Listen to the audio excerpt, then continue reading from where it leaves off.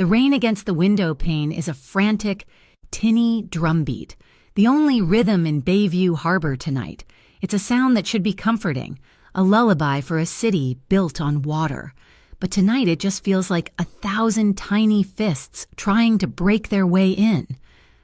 I shift my weight on the creaking floorboards, my body a human metronome, swaying back and forth as I hum a song with no words, in my arms.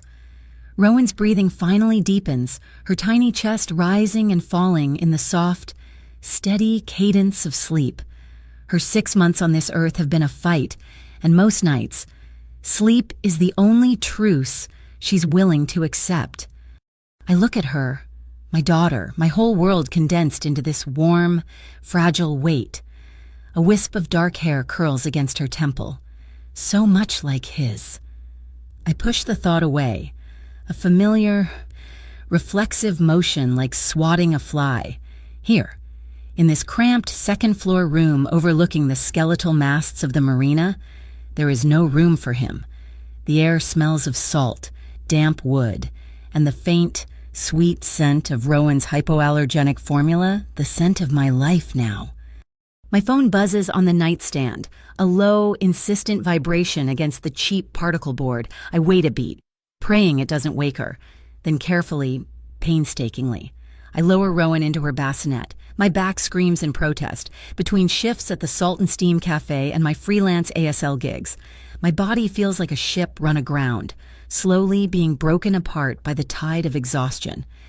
The screen of the phone is a spider web of cracks, a map of my own clumsiness.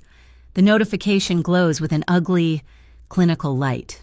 Bayview General Hospital. Your account, reference 77B Linden, is 90 days past due. Immediate payment of $4,872.19 is required to avoid collections. My stomach clenches.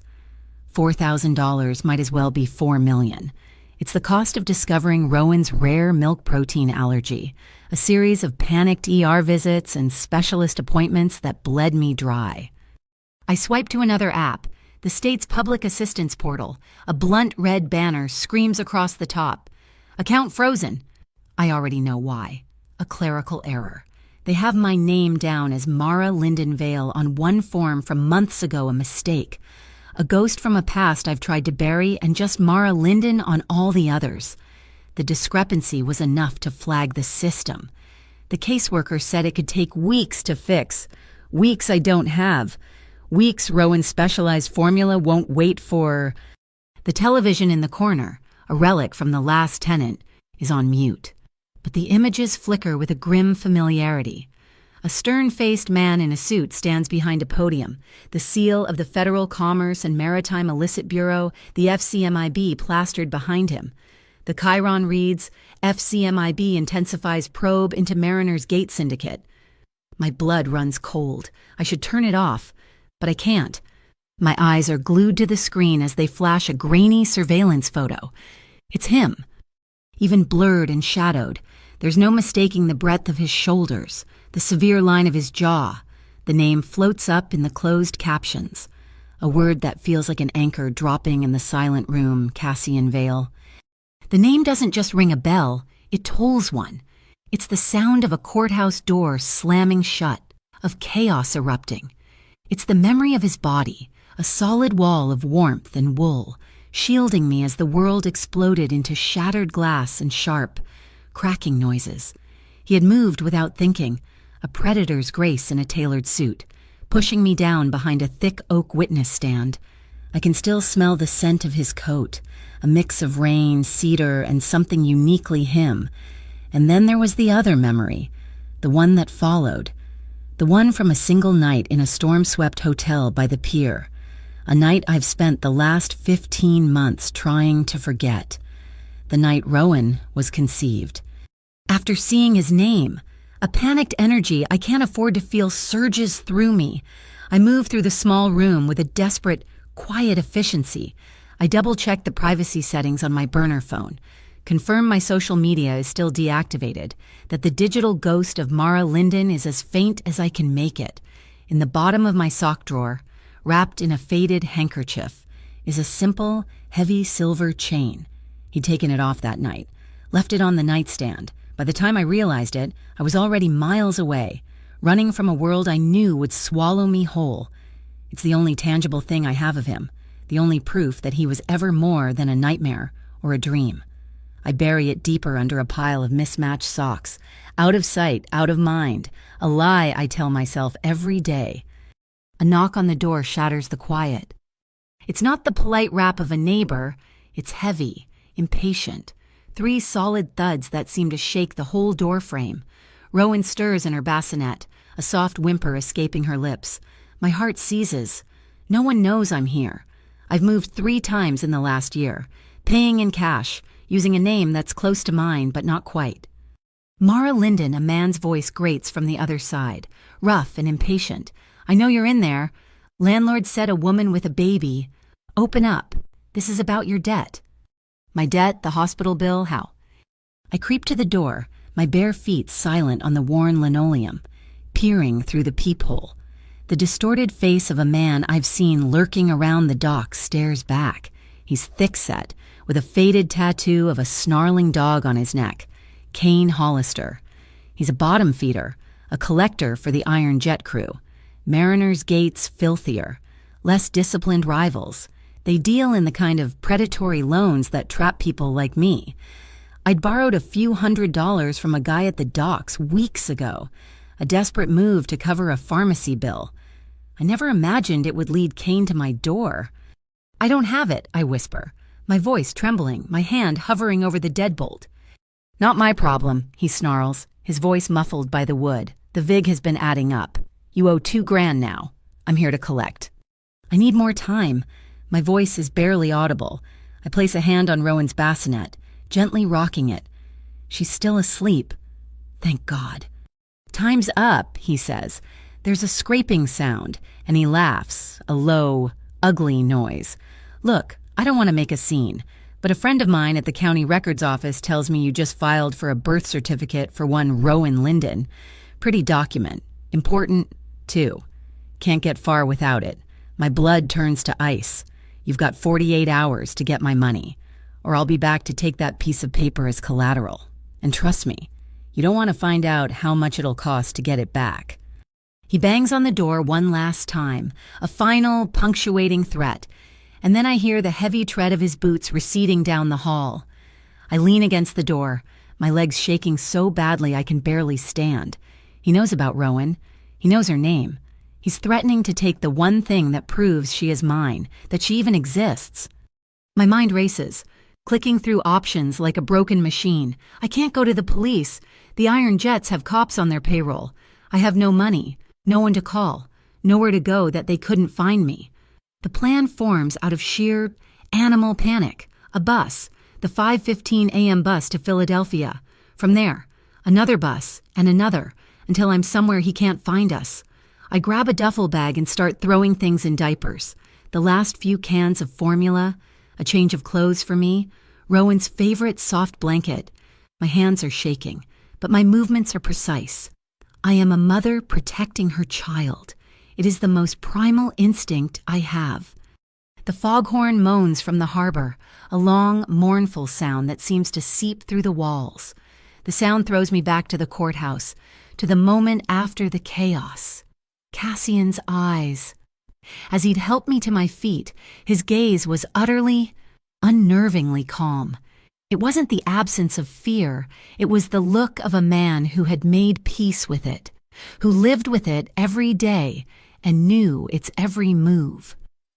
He navigated the line between life and death like a seasoned captain navigating a treacherous channel. That same calmness had been there that night at the pier, even when the storm outside was raging. For a wild, insane second, I think of calling him.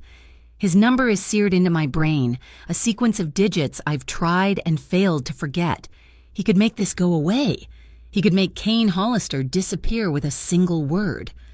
No, I whisper to myself, shaking my head violently. I look at Rowan sleeping peacefully, oblivious to the storm gathering around us.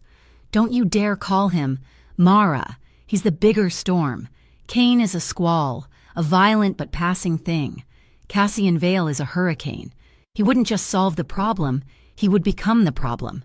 He would consume us. Suddenly, the wall behind the television shudders, a low, deep vibration that rattles the cheap print of a sailboat hanging there. My eyes dart to the hallway. Under my door, the small red light of the building's security camera, usually a steady dot, is blinking, on, off, a silent, frantic pulse. Someone is watching the feed. Someone is active. Instinct takes over. I grab a thin blanket and drape it over the bassinet, shielding Rowan from view. Then I scoop her into my arms, holding her small, warm body against my chest as if I can absorb the danger myself. My phone buzzes again. This time, it's not the hospital. It's a text from an unknown number. The message is short. 5 simple words that stop my heart. Don't go outside. Kane's not alone. My breath catches in my throat. I stare at the message, at the small, almost imperceptible icon at the end of the text bubble. It's a stylized drawing of a lighthouse beam. Harbor Light. It's the signature of a heavily encrypted, closed network messaging system, a system I know, from whispers I overheard that night, that is used by only one organization. Mariner's Gate. My legs give out and I sink to the floor, clutching my daughter to my chest. The rain drums on the roof, the foghorn cries from the bay, and the only thought in my head is a terrifying, undeniable truth. The net I thought I'd escaped has been around me all along. Kane wasn't the hunter, he was just the dog, sent to flush me out of hiding. And now, the true hunter knows exactly where I am. Cassian Vale has found me, the Harbor Light icon, a single, stylized beam of light cutting through the digital darkness of my phone screen. It's a signature, a brand, a death warrant. It confirms my deepest fear. The one I've been running from for 15 months. I was never lost. I was just misplaced. And now, I've been found. My lungs feel vacuum-sealed. I'm still on the floor, the cracked linoleum cold against my skin. Rowan, a warm, solid weight in my arms. She's the only thing that's real. A sharp, guttural shout from the street below shatters the fragile silence. Mara, we know you're up there. Don't make this harder. Kane Hollister. My blood runs cold. The Harbor Light text was a warning. Don't go outside. Kane's not alone. Below my window, the wet street ignites with the sound of revving engines, a chorus of angry, metallic wasps. The Iron Jet crew. They aren't just sending a collector anymore. They've sent a posse. The threat against Rowan's birth certificate wasn't an empty one. They mean to tear this place apart, and me with it. I scramble backward, crab-walking away from the door, my eyes darting to the flimsy fire escape outside the window. It's useless. The street below is swarming. The noise, the yelling, the sudden, sharp scent of exhaust fumes, rising even to the second floor, it all rips a seam in time. The apartment walls dissolve. The smell of damp plaster and old milk is gone, replaced by the scent of floor wax and old paper. 15 months ago, I am standing in the well of courtroom 4, my hands moving in the clean, precise lines of American Sign Language. The air is stale, thick with the drone of a prosecuting attorney. My client, Mr. Bellows, a shipping accountant for a small tugboat company, sits beside me, his eyes following my hands, oblivious to the boredom of the proceedings. He is deaf, and I am his voice. I am translating a tedious cross-examination about bills of lading when the sound comes. It is not a gavel. It is the sharp, percussive crack of the world breaking. The large window overlooking the plaza explodes inward, a constellation of glass shards riding a wave of noise. People scream. I freeze. My body, my mind, everything locks. Mr. Bellows, feeling the vibration, turns to me, his face a mask of confusion. Then, movement, a blur from the back row. Cassian Vale had been there all morning, observing, a dark suit, a still presence. He wasn't involved in this case, just watching.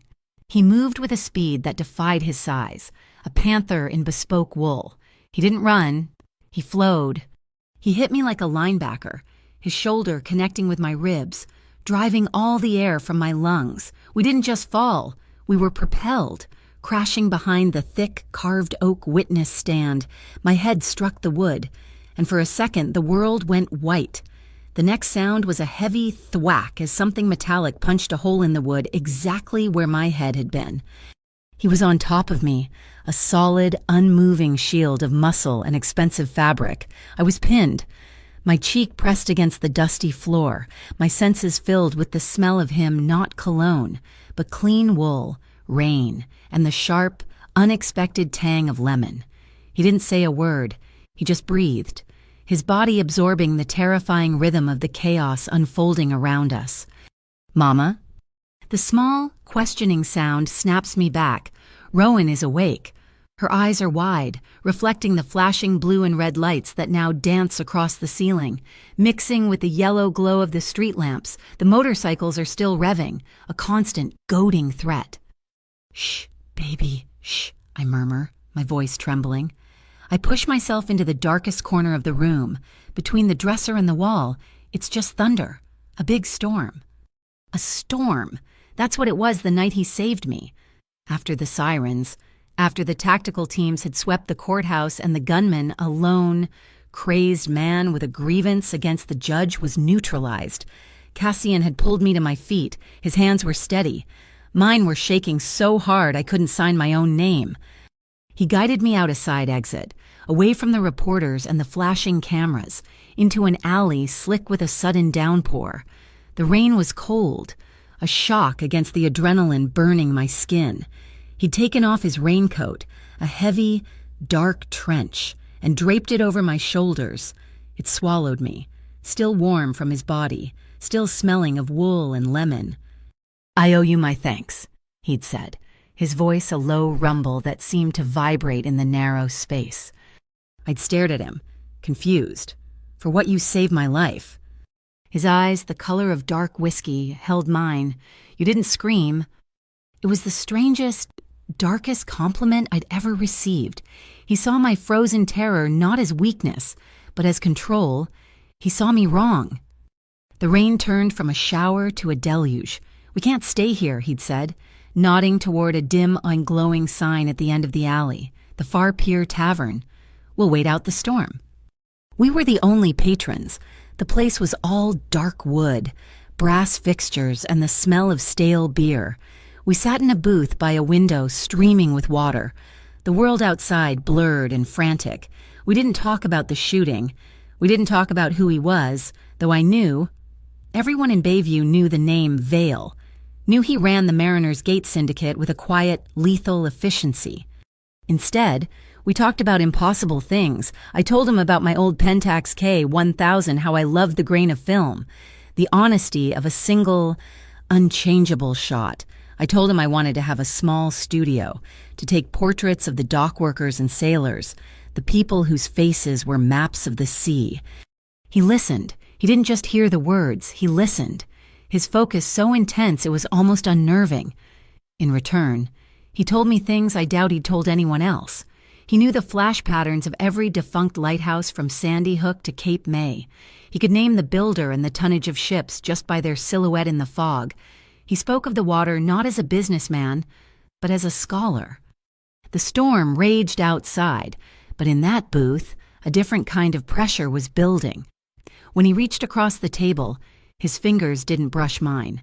They simply covered my hand, a gesture of absolute ownership.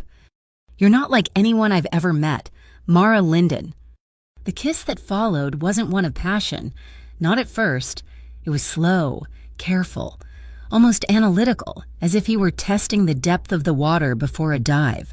He tasted of the whiskey he'd been nursing and the rain he'd run through. And I, starved for a moment of quiet strength, kissed him back. I let my fear and gratitude and loneliness get tangled up until I couldn't tell them apart. The escalation was silent. He paid the bill, his hand never leaving my arm, and led me upstairs to a room above the tavern. The walls were covered in old, framed nautical charts. The only light came from the neon tavern sign below, casting the room in a pulsing red glow. It was a collision of two solitudes. It wasn't gentle, but it was not rough. It was desperate. It was the heat of his skin through his thin cotton shirt, the pressure of his hands on my back, the startling, grounding weight of him.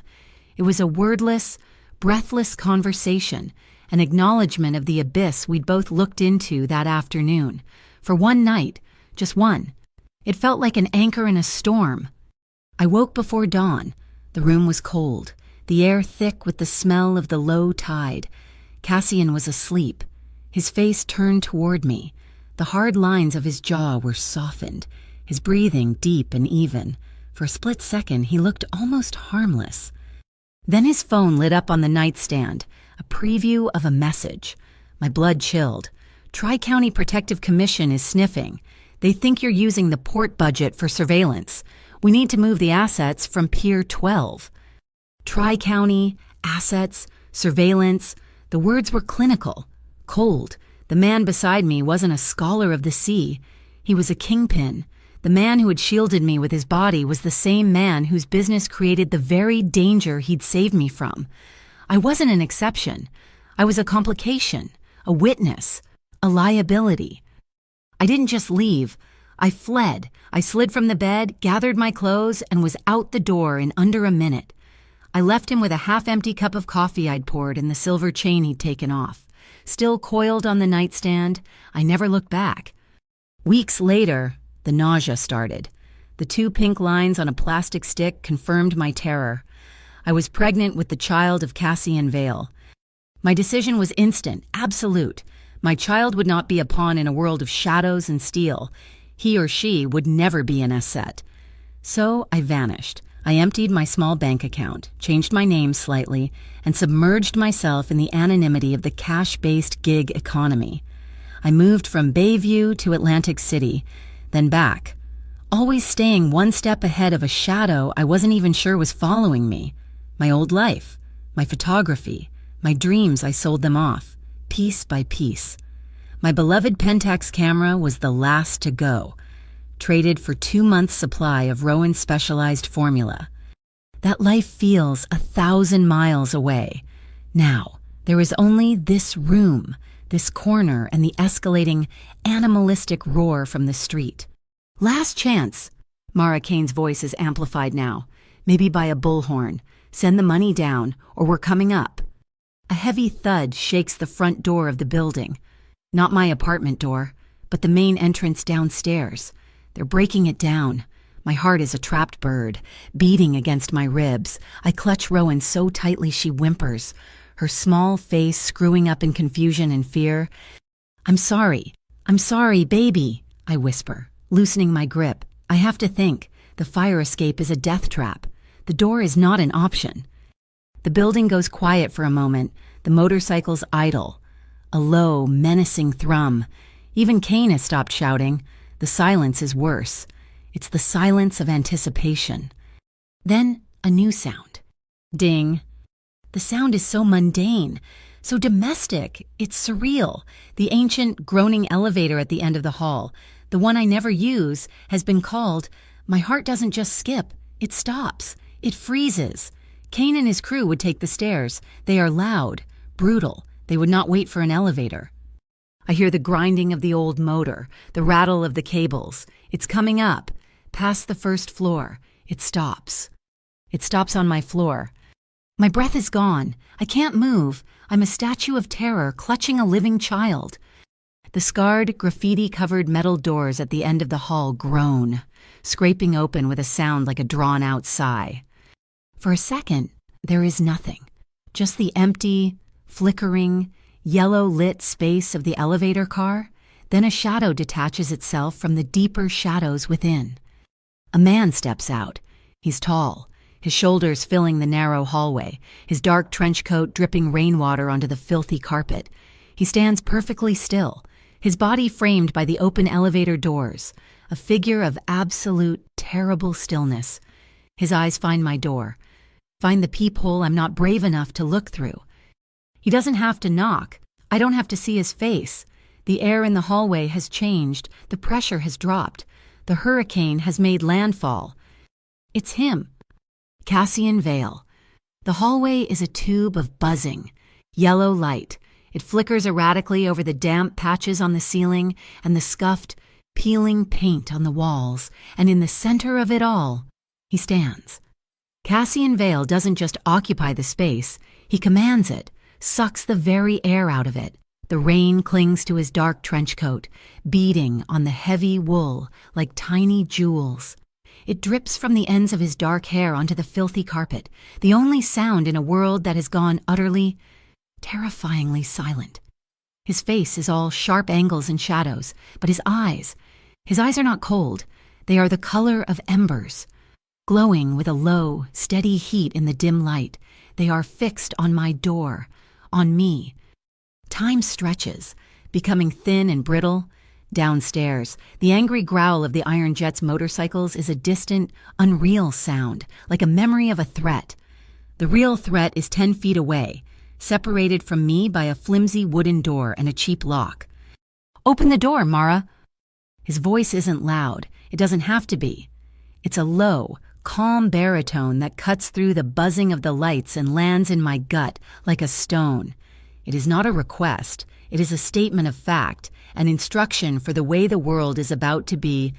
My body moves before my mind can object. My arm feels disconnected, a puppet on a string. As I reach for the door chain, Rowan is a solid, warm weight against my hip, her head tucked into the crook of my neck, her soft, even breaths are the only thing keeping me anchored to reality. I slide the chain across its track and pull the door inward. Just a few inches, a slice of the hallway, a slice of him.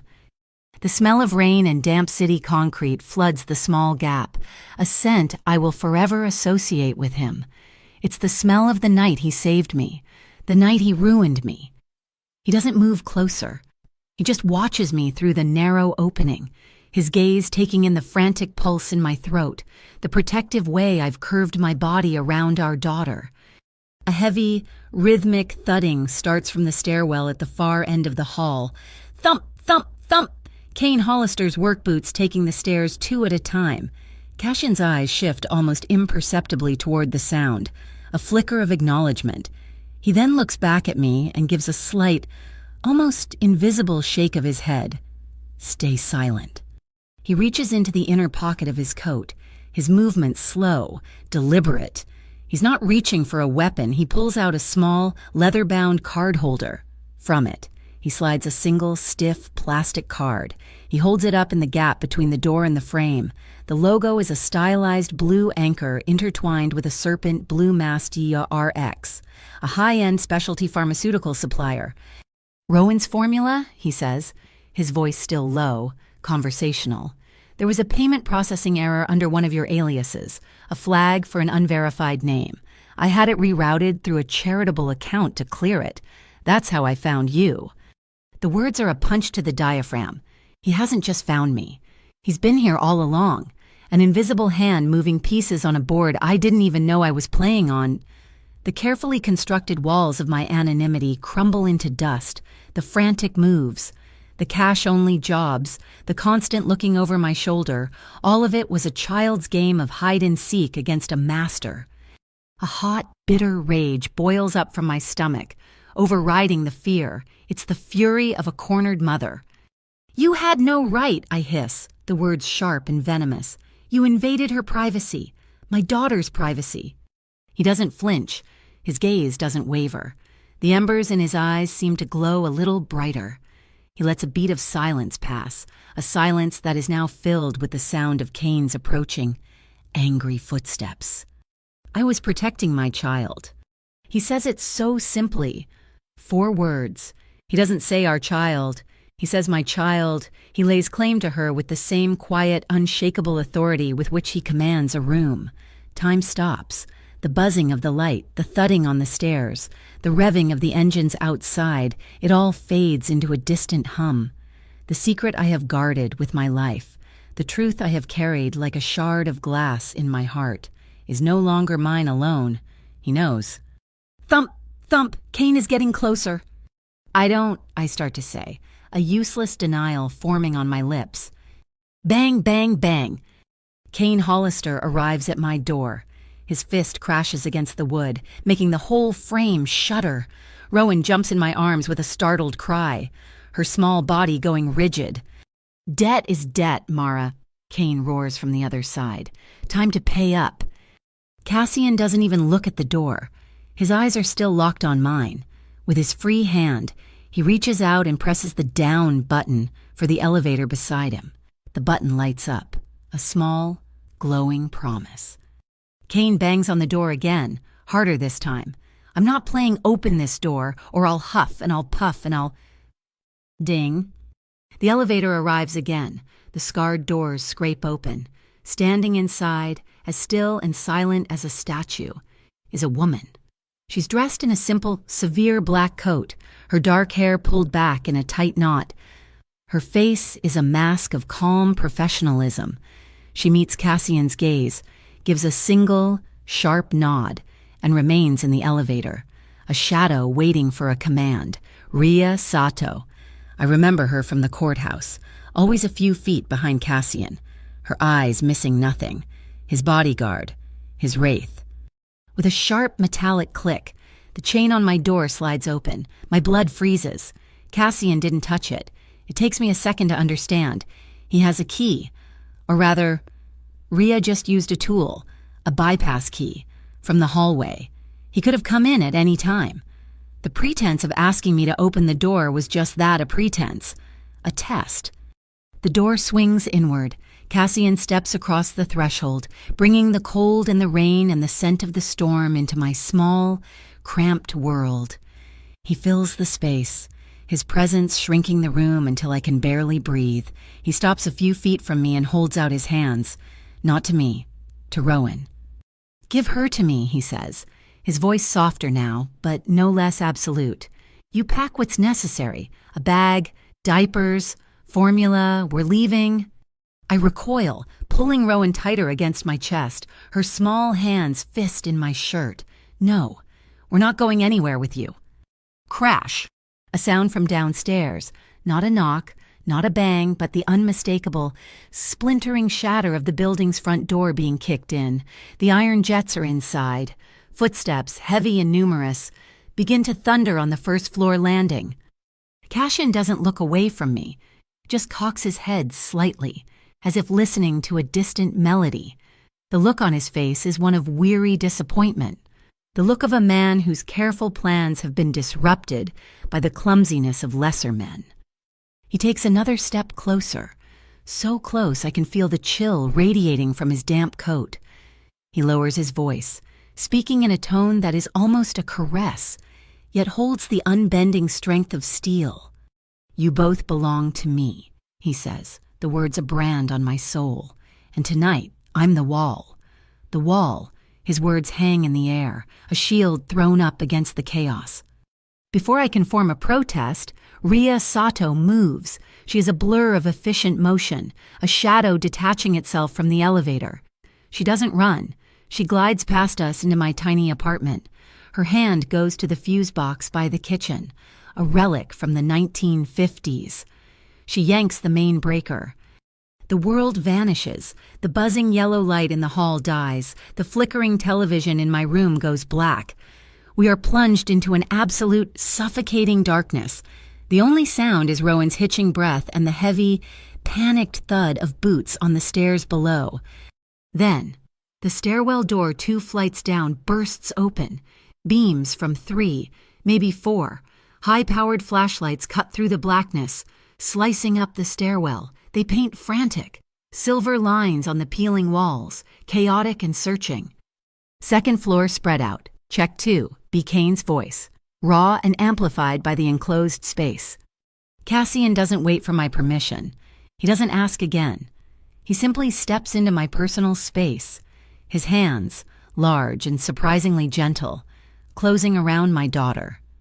My body reacts with a primal, animalistic no. I twist away, my arms locking, holding Rowan in a death grip. Don't touch her. Mara. His voice is a low, urgent command in the dark. They are on the landing. Give her to me. His hands don't retreat. They stay steady, waiting. I can hear them. The iron jets, clumsy and loud, fumbling their way down the dark hall. They're at 2D, 2C. I have no choice. My arms are shaking so violently, I'm afraid I'll drop her. with a sob that rips from my throat. I make the transfer. The way he takes her stills my panic for one heart-stopping second. He doesn't fumble. He doesn't hold her like a stranger or an object. His left hand scoops her body while his right slides beneath her head, cradling her neck with a practiced, solid confidence. He pulls her against his chest in one smooth, secure motion. My God, he's done this before. This isn't a guess. He's been practicing. The realization hits me like a physical blow. He hasn't just been watching. He's been preparing. The bag, Mara, now, he orders. Whatever she needs. My limbs finally unlock. Adrenaline, sharp and metallic, floods my veins. I scramble in the dark, my hands finding the duffel bag I'd packed for my own escape. I throw in the stack of diapers, the bottles. My fingers brush the cold canister of the hypoallergenic formula, the very link that brought him here. I snatch it up. My hand hesitates, then dives under my mattress, pulling out a worn, leather-bound sketchbook. It's not money. It's the last of my film negatives, the last tangible piece of the woman I was before Rowan, before him. It's the only thing left that is mine. I shove it into the bag. Redia, I gasp. Rhea, Cashin's voice is calm. Stairs, 4 of them, 20 feet from the door and closing.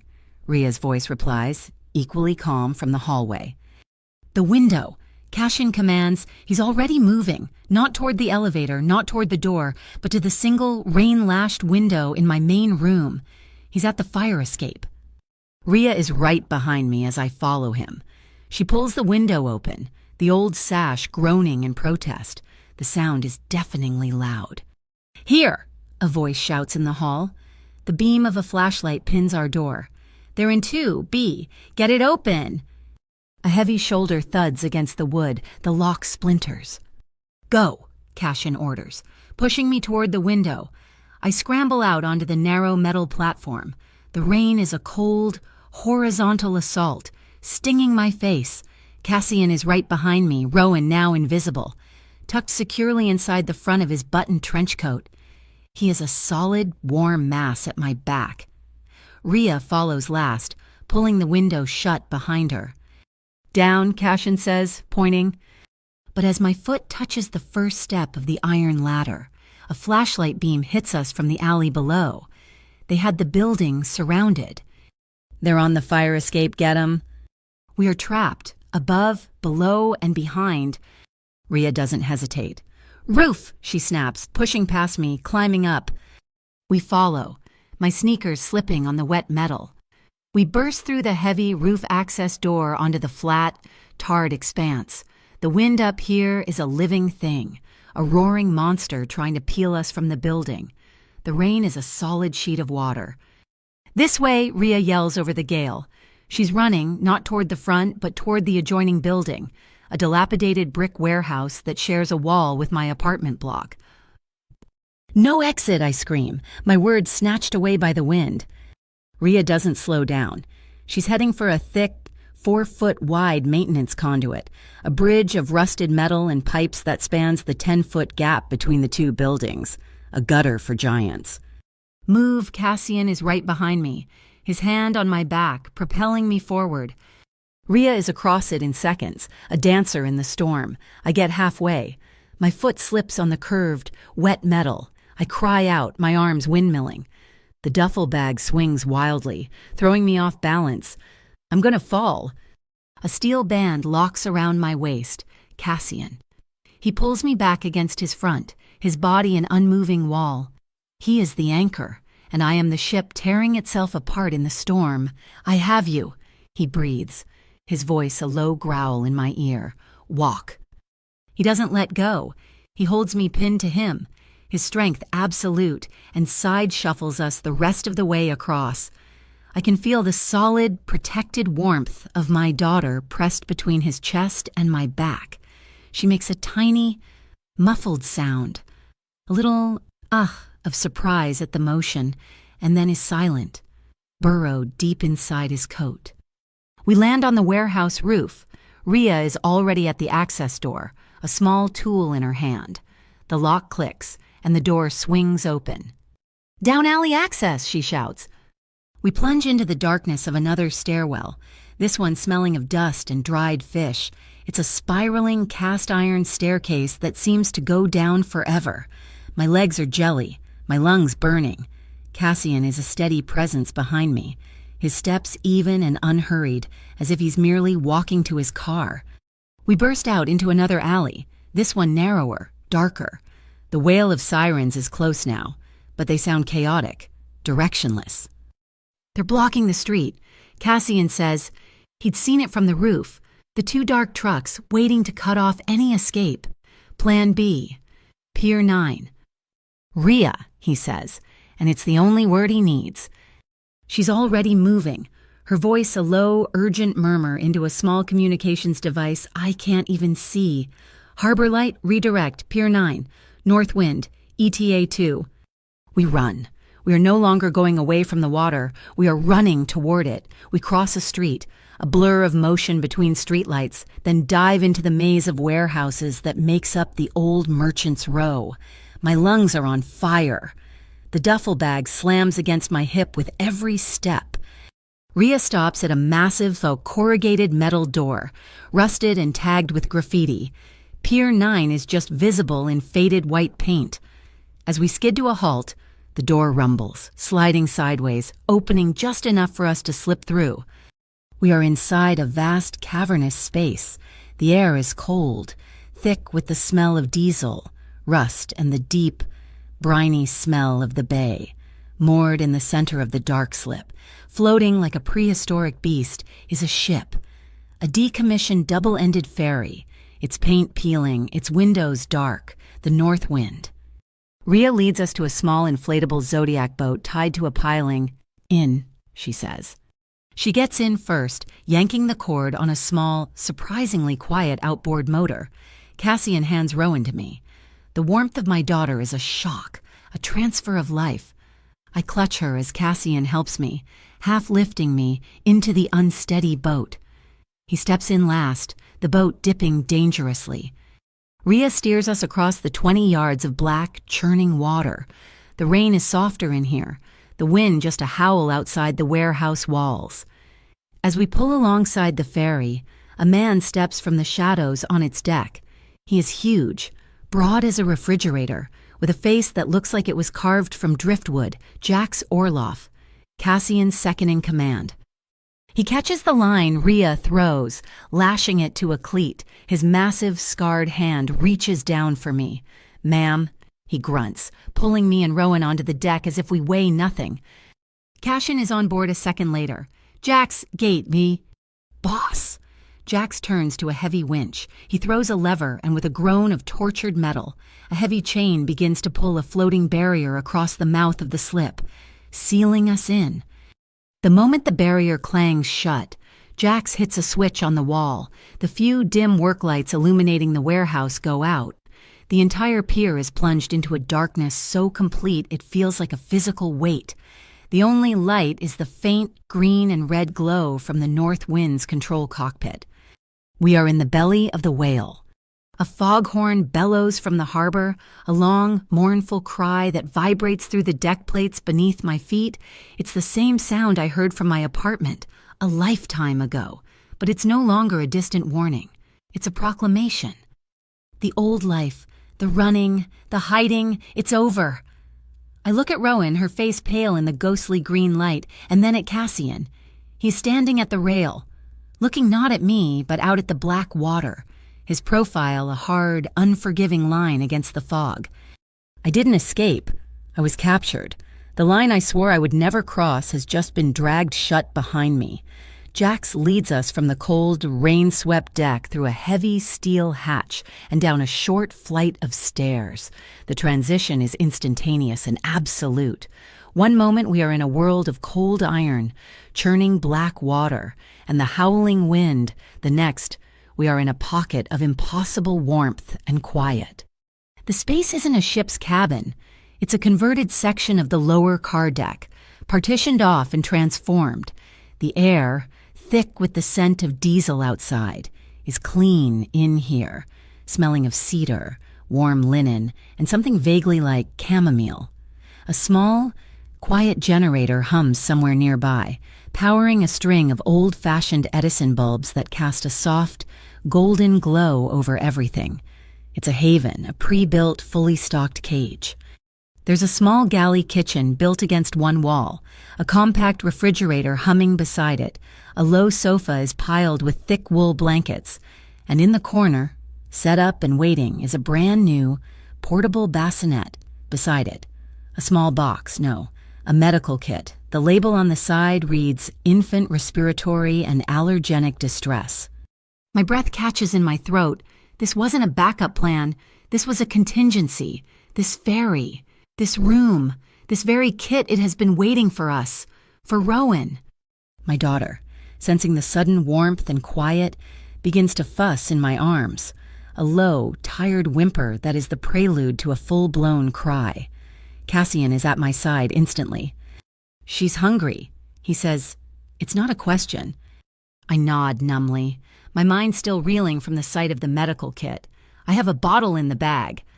"Let me," he says, taking the duffel bag from my shoulder. He moves with an unnerving, quiet competence in the small space. He finds the bottle and the last canister of formula.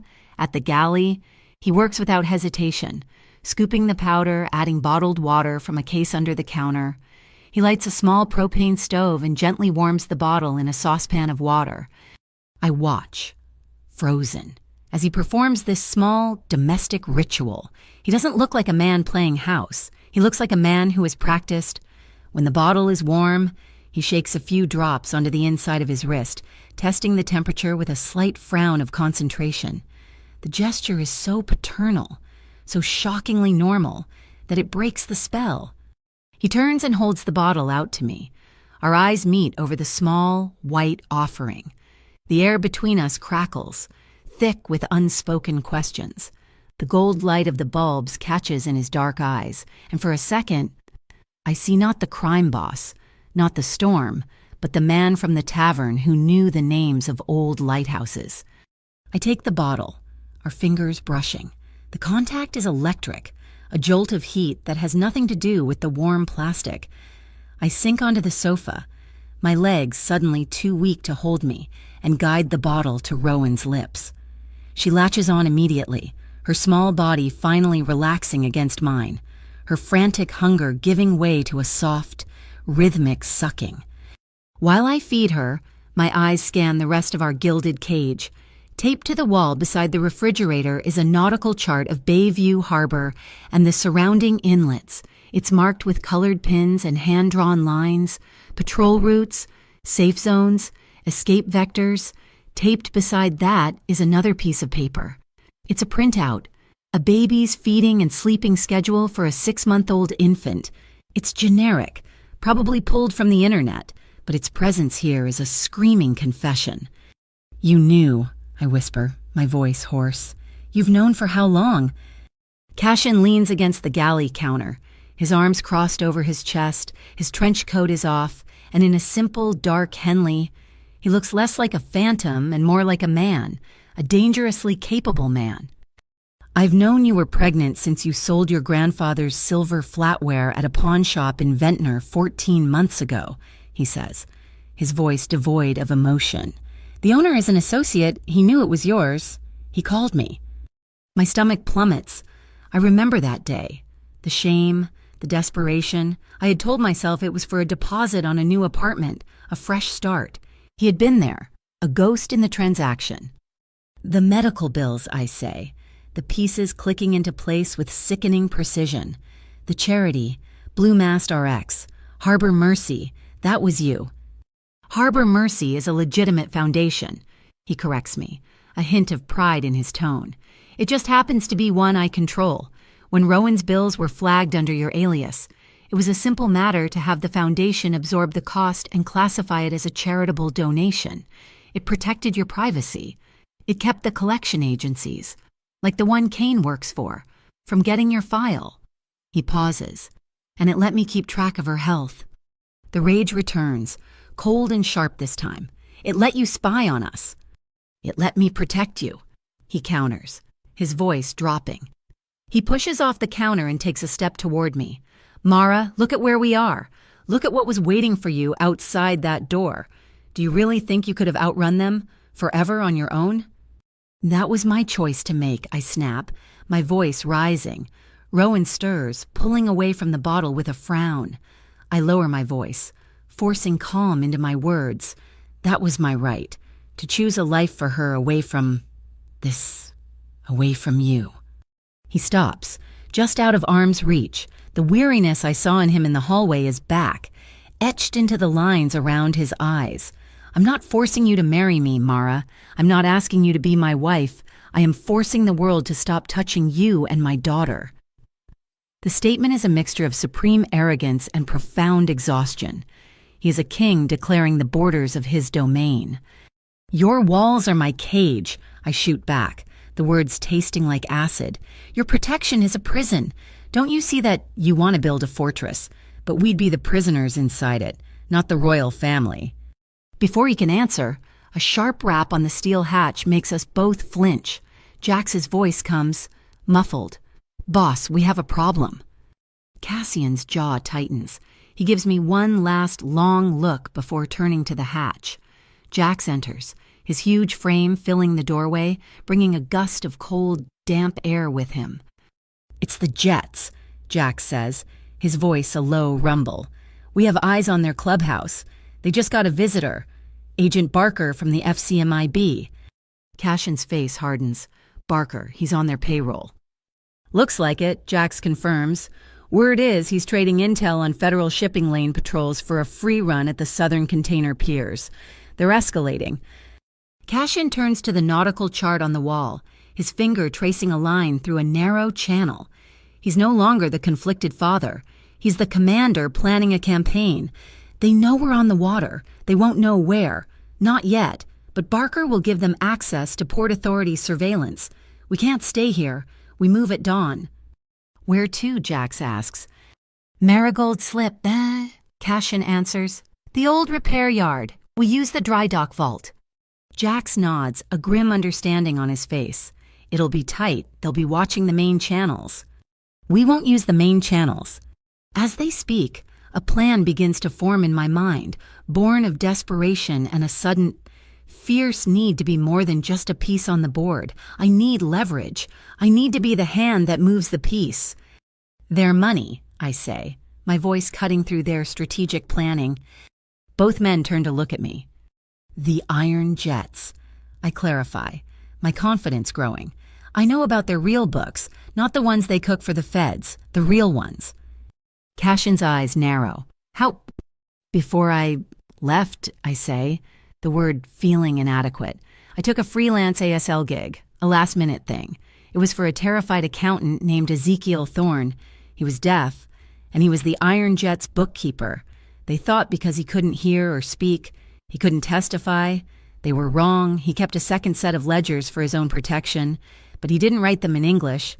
He used a private, modified version of ASL shorthand, a symbolic system only he and I understood. I can read it. I can give you their entire money laundering operation." The silence in the cabin is absolute, broken only by the soft hum of the generator and Rowan's gentle breathing as she drifts to sleep in my arms. Jax looks at Cassian, his eyebrows raised. Cassian's gaze on me is intense, searching. He takes in the new defiance in my posture, the glint of something other than fear in my eyes.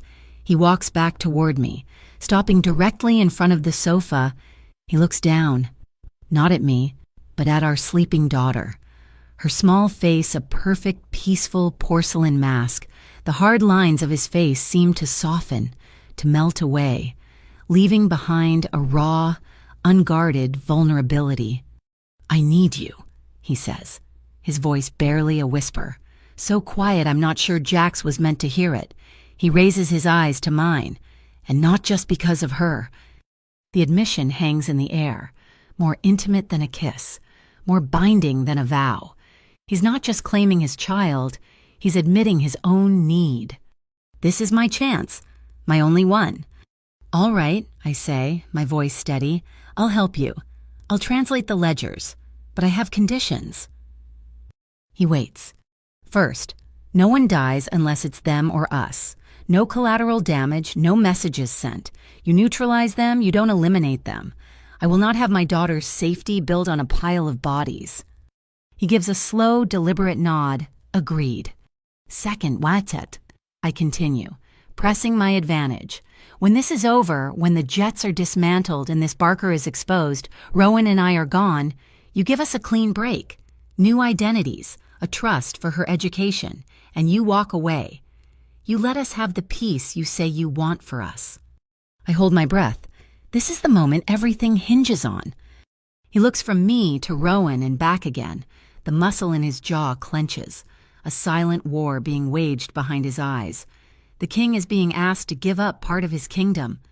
Finally, he extends his hand. You have my word. I look at his hand, large and calloused, a hand that has shielded me from bullets and signed orders that have probably ended lives. I shift Rowan carefully into the crook of my left arm and reach out, placing my hand in his. His grip is firm, warm, and absolute. It is a pact, a fragile, desperate truce, made on the dark, shifting waters of the bay, with the storm still raging just outside our walls. The handshake is over, the promise made. The heavy, damp reality of it settles into the small, warm cabin. Jax Orloff, satisfied with his report, gives a curt nod and disappears up the hatch, sealing us back into our quiet, lamplit world. The sudden silence is deafening, filled only by the soft shush of the ferry rocking against its moorings and the gentle hum of the generator. The rain has softened, no longer a frantic drumming, but a silken whisper against the steel hull. My daughter is a heavy, warm weight in my arms, her small body finally limp with sleep, her belly full. I carry her to the corner, to the bassinet that has been waiting for her, and gently, so gently, I lay her down. Her eyelashes are a dark fringe against her pale cheek.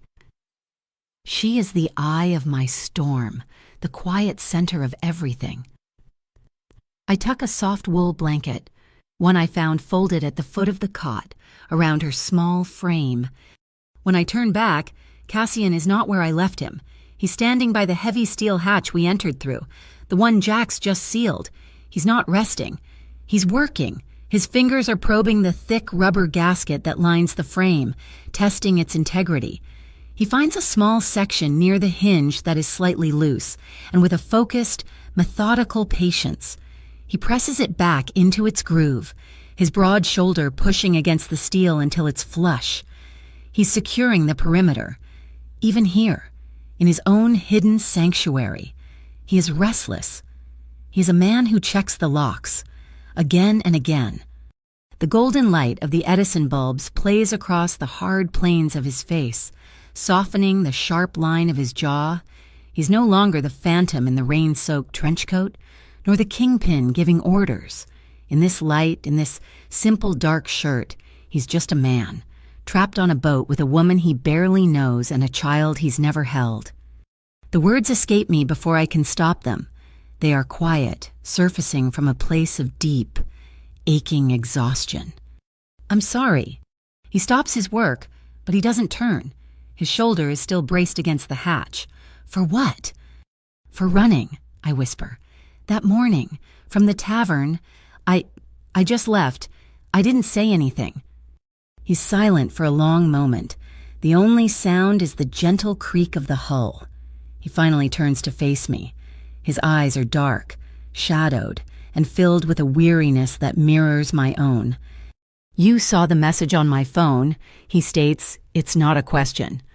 I nod, wrapping my arms around myself. Tri-county, assets, surveillance. I knew what it meant. I knew what you were. And you were terrified, he finishes for me. Yes, I breathe.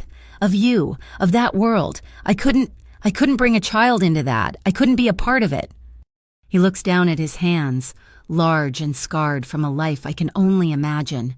He flexes them, as if testing their strength. I was afraid, too. Mara. My breath catches. It's the last thing I ever expected to hear him say. You.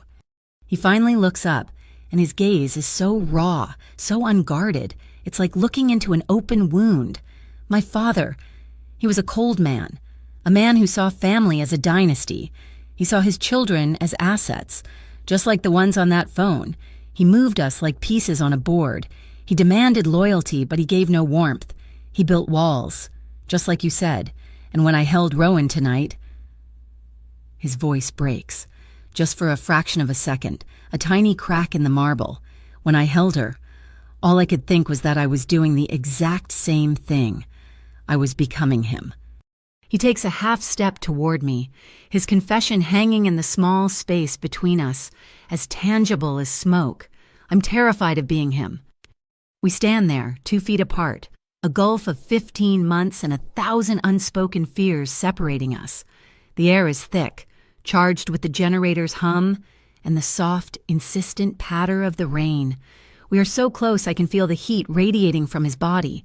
I can see the pulse beating in his throat. He is not a storm. He is the man in the eye of it, holding his breath, waiting for the walls to collapse. My hand moves on its own. It seems to float through the warm air, rising, searching. I don't think, I just act. I reach out and lay my fingers gently on his wrist, just above the watch he wears. His skin is warm, solid. He freezes. Every muscle in his body goes rigid. He looks down at my hand as if it's a foreign object, a weapon he doesn't recognize. He doesn't pull away. He doesn't move closer. He just lifts his gaze to mine. His eyes are asking the question his pride will not let him voice. Are you sure?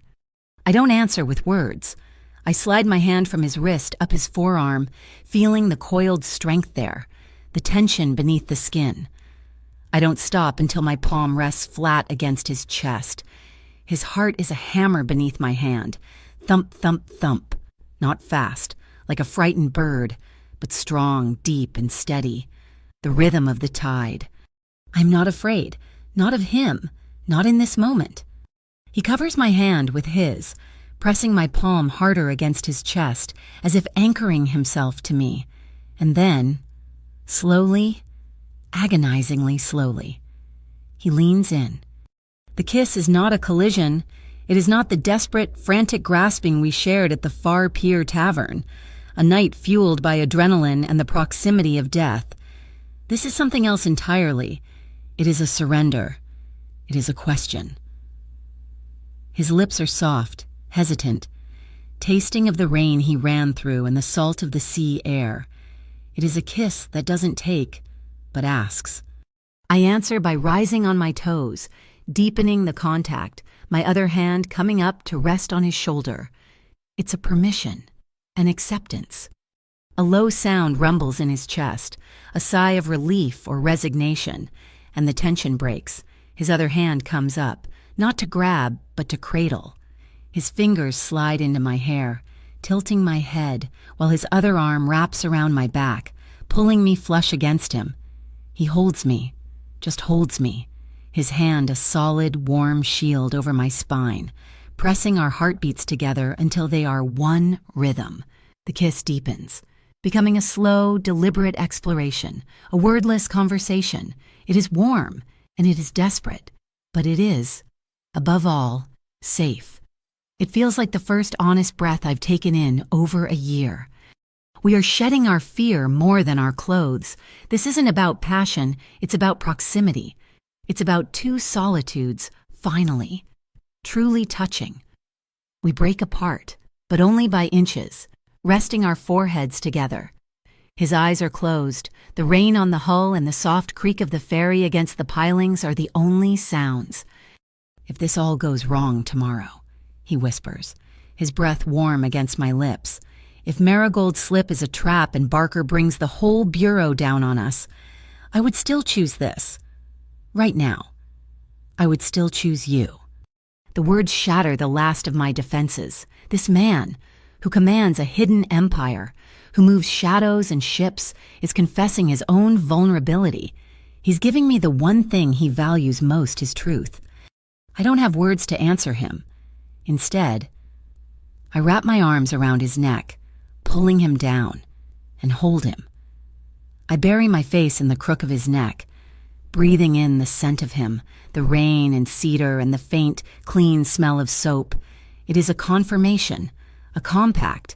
It is not just the physical confirmation of a shared past, it is a new agreement, a promise that we are in this together, at least for tonight. A small sound, a soft, wet sigh, comes from the corner. Rowan? We don't jump apart like guilty teenagers. We pull back, but we move as one. We turn, still connected.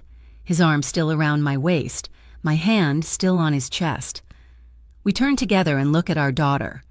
She is stirring, her small fist rubbing against her eye, her breathing pattern changing as she surfaces from a deep sleep. I move first, but he is right with me. I kneel by the bassinet and he crouches beside me. So close our shoulders brush. "Shh, baby girl," I murmur, smoothing my hand over her small, warm head. "She's cold," he says, his voice a low rumble.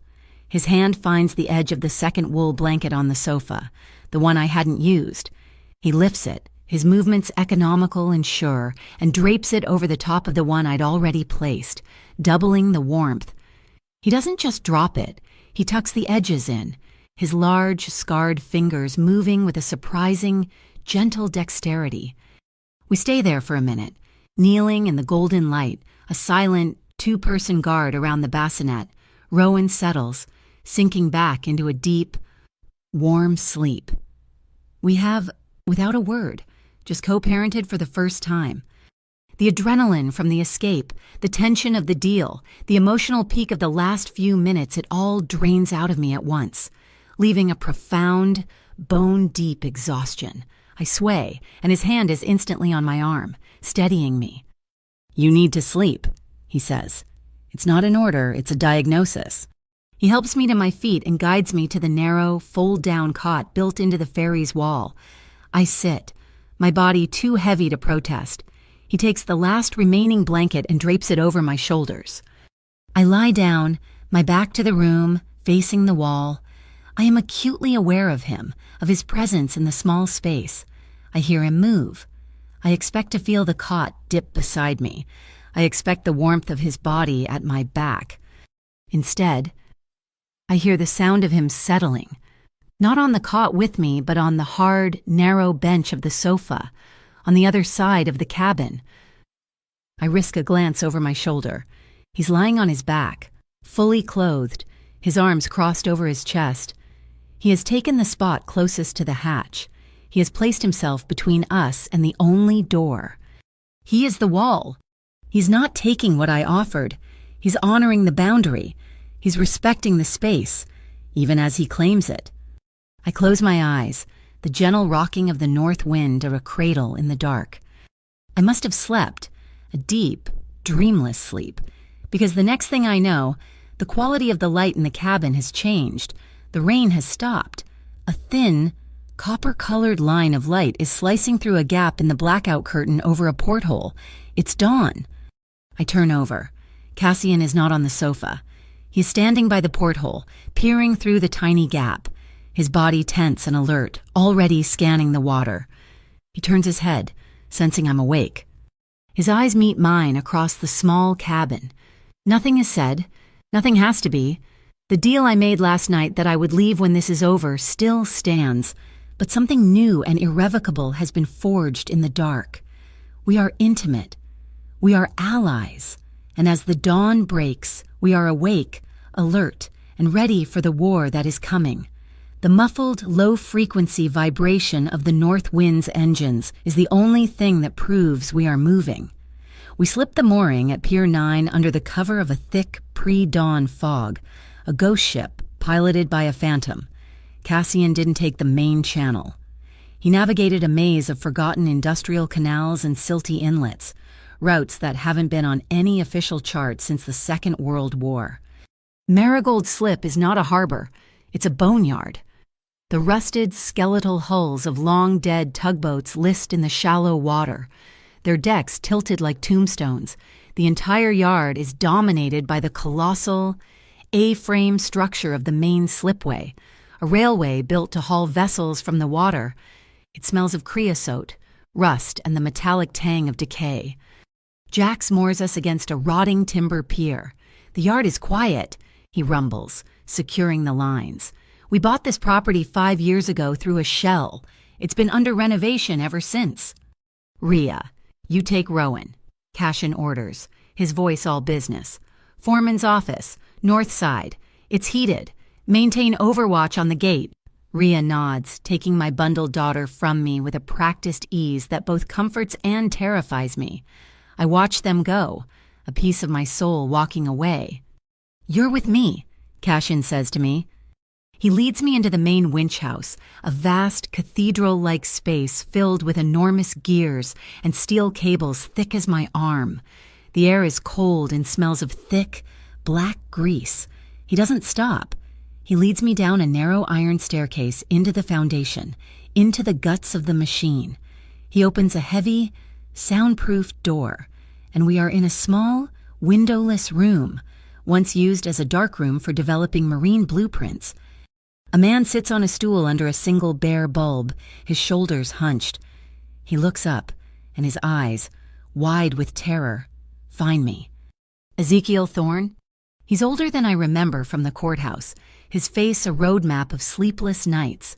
But when he sees me, a jolt of recognition, of pure, desperate relief, flashes across his face. He's a prisoner here, but at least he recognizes his new cellmate. He's been here for 36 hours, Cassian says quietly. My team retrieved him from his apartment half an hour before an Iron Jet cleanup crew arrived. Ezekiel doesn't wait. He points to 3 thick, black binders on a metal workbench. He begins to sign, his hands flying, sharp and desperate. They were going to kill me. They knew I kept copies. They said I was a loose end. I sign back, my hands feeling stiff. Rusty, show me. For the next hour, the world ceases to exist outside that concrete box. It's just me, Ezekiel, and the story of a criminal empire told in a language no one else can read. His shorthand is brilliant, a mix of ASL, accounting symbols, and a private glyph system he invented. It's a Rosetta Stone of their corruption. Blue Gull Freight, I sign, translating for Cassian, who stands in the corner, absorbing everything. It's their wash cycle. They lease container ships, file manifests for salvage scrap metal, and invoice shell companies in Delaware. But the scrap is never loaded. The ships sail empty. They're just moving the invoices. They're creating a paper trail for money that doesn't exist, and it's all co-signed by Agent Barker. Ezekiel nods frantically, flipping a page. He points to a series of numbers, a routing code. Not just Barker, look. He taps a name written in his symbolic code. My blood turns to ice. The Tri-County Protective Commission, I say out loud, the name from Cashin's phone. The name that made me run. It's not a real commission, is it? No, Cassian says, his voice a low growl. It's Barker's personal bank, a shell company he created, disguised as a state authority, to receive his payoffs. This is it. This is the link that connects the street-level thuggery of the Iron Jets to the high-level corruption of the FCMIB. This is the whole case. I need to copy this, I say, my mind racing. A phone picture is too risky. It can be traced, deleted. My eyes land on my duffel bag, the one I'd packed in a panic. I'd lied to myself. I hadn't sold everything. I had kept one thing. I pull out my old Pentax K1000. It feels heavy. Real, an extension of my old self. There's a red safe light in this room, and you. I look at Ezekiel. You have film for blueprints, don't you? He nods, pointing to a small, climate-controlled cabinet. It's black and white. High contrast. Perfect. I screw in the red bulb, plunging the room into an eerie, crimson glow. My hands, which were shaking, are now rock steady. I load the film, by feel, by memory. I am back in my element. Click, whir. The sound of the shutter is crisp, clean, click, whir, page by page. I photograph the ledgers, the Blue Gull manifests, the Tri-County routing numbers, the signature stamps. As I work, Cassian is a quiet presence in the corner, his comms earpiece in. Rhea, the winch house server, I need the ghost drive installed. We provide a key, not a battering ram. I want any clean agent who looks to find a wide-open, unlocked door. I hear Rhea's voice, tinny and distant, in his ear. Affirmative. Drive is hot. I'm in. I'm on the last roll of film, the final page detailing the payment schedule, when Ria's voice cuts through the quiet, sharp and urgent. Boss, movement, North Gate, black Ford Explorer, government plates, and a red pickup truck. It's Hollister. Cashin goes utterly still. Barker, he's early. He looks at me, his face an unreadable mask in the red light. Finish that roll, Jax. He speaks into his comm. Lockdown. Seal the vault. He doesn't wait for a reply, and he's up the iron stairs. Gone. I hear the heavy thud of his footsteps on the metal floor above us. A second later, a deep, hydraulic hiss echoes through the room. A 3-inch thick steel wall slides out from the foundation, grating against its track, and slams shut, sealing the stairwell. We are in the vault, me and Ezekiel. The room is pitch black, the safe light now blocked by the door, then a soft click, and a different red light comes on a small battery-powered emergency lamp on Ria's belt. She's in here with us. She hadn't left. And in her arms, Rowan stirs. The sudden cold of the sealed, underground room has woken her. She lets out a low, fussy whimper, a sound that seems as loud as a siren in the concrete box. I'm across the room in a heartbeat. Taking my daughter from Ria's arms, I turn my back to the steel door, tucking Rowan's face deep into the wool of my sweater, pressing her against my heart. Shh, shh, my love, shh. I whisper, my breath warming her ear, my body swaying in the old, familiar rhythm. It's okay, Mama's here. Shh. I pray the sound of my own voice, the beat of my heart, is enough to muffle her cry, to keep her from betraying our location. Above us, we hear the muffled sounds of their voices. Kane Hollister, loud and abrasive. Just a friendly security check, Vale making sure you're not harboring any fugitives. Then Barker's voice, smoother, colder, and far more dangerous. We have a credible tip, Mr. Vale, that the Linden woman and her child are on this property. You know how it looks, harboring a material witness. We just want to talk to her. Then Cassian's, God, his voice, it's like nothing is wrong. It's the sound of a man discussing the weather. Calm, bored, almost welcoming. Agent Barker, what a surprise. You're welcome to look around. We're a bit of a mess. Just taking delivery on a new set of propeller components for the Adriatic refit. Jax, show the agent the manifest and the components. We hear their footsteps clump away, moving from the winch house toward the slipway, where an old cargo ship is sitting in the dry dock. He's luring them away, buying us time. He's running a legal trap, Ria whispers, her voice flat. She's at a small terminal in the corner, the one that controls the vault door, her fingers flying over a small, encrypted laptop. What do you mean? I whisper back, my lips moving against Rowan's hair. The Adriatic refit contract, the lease for this dry dock, it's filed under and signed by the Tri-County Protective Commission.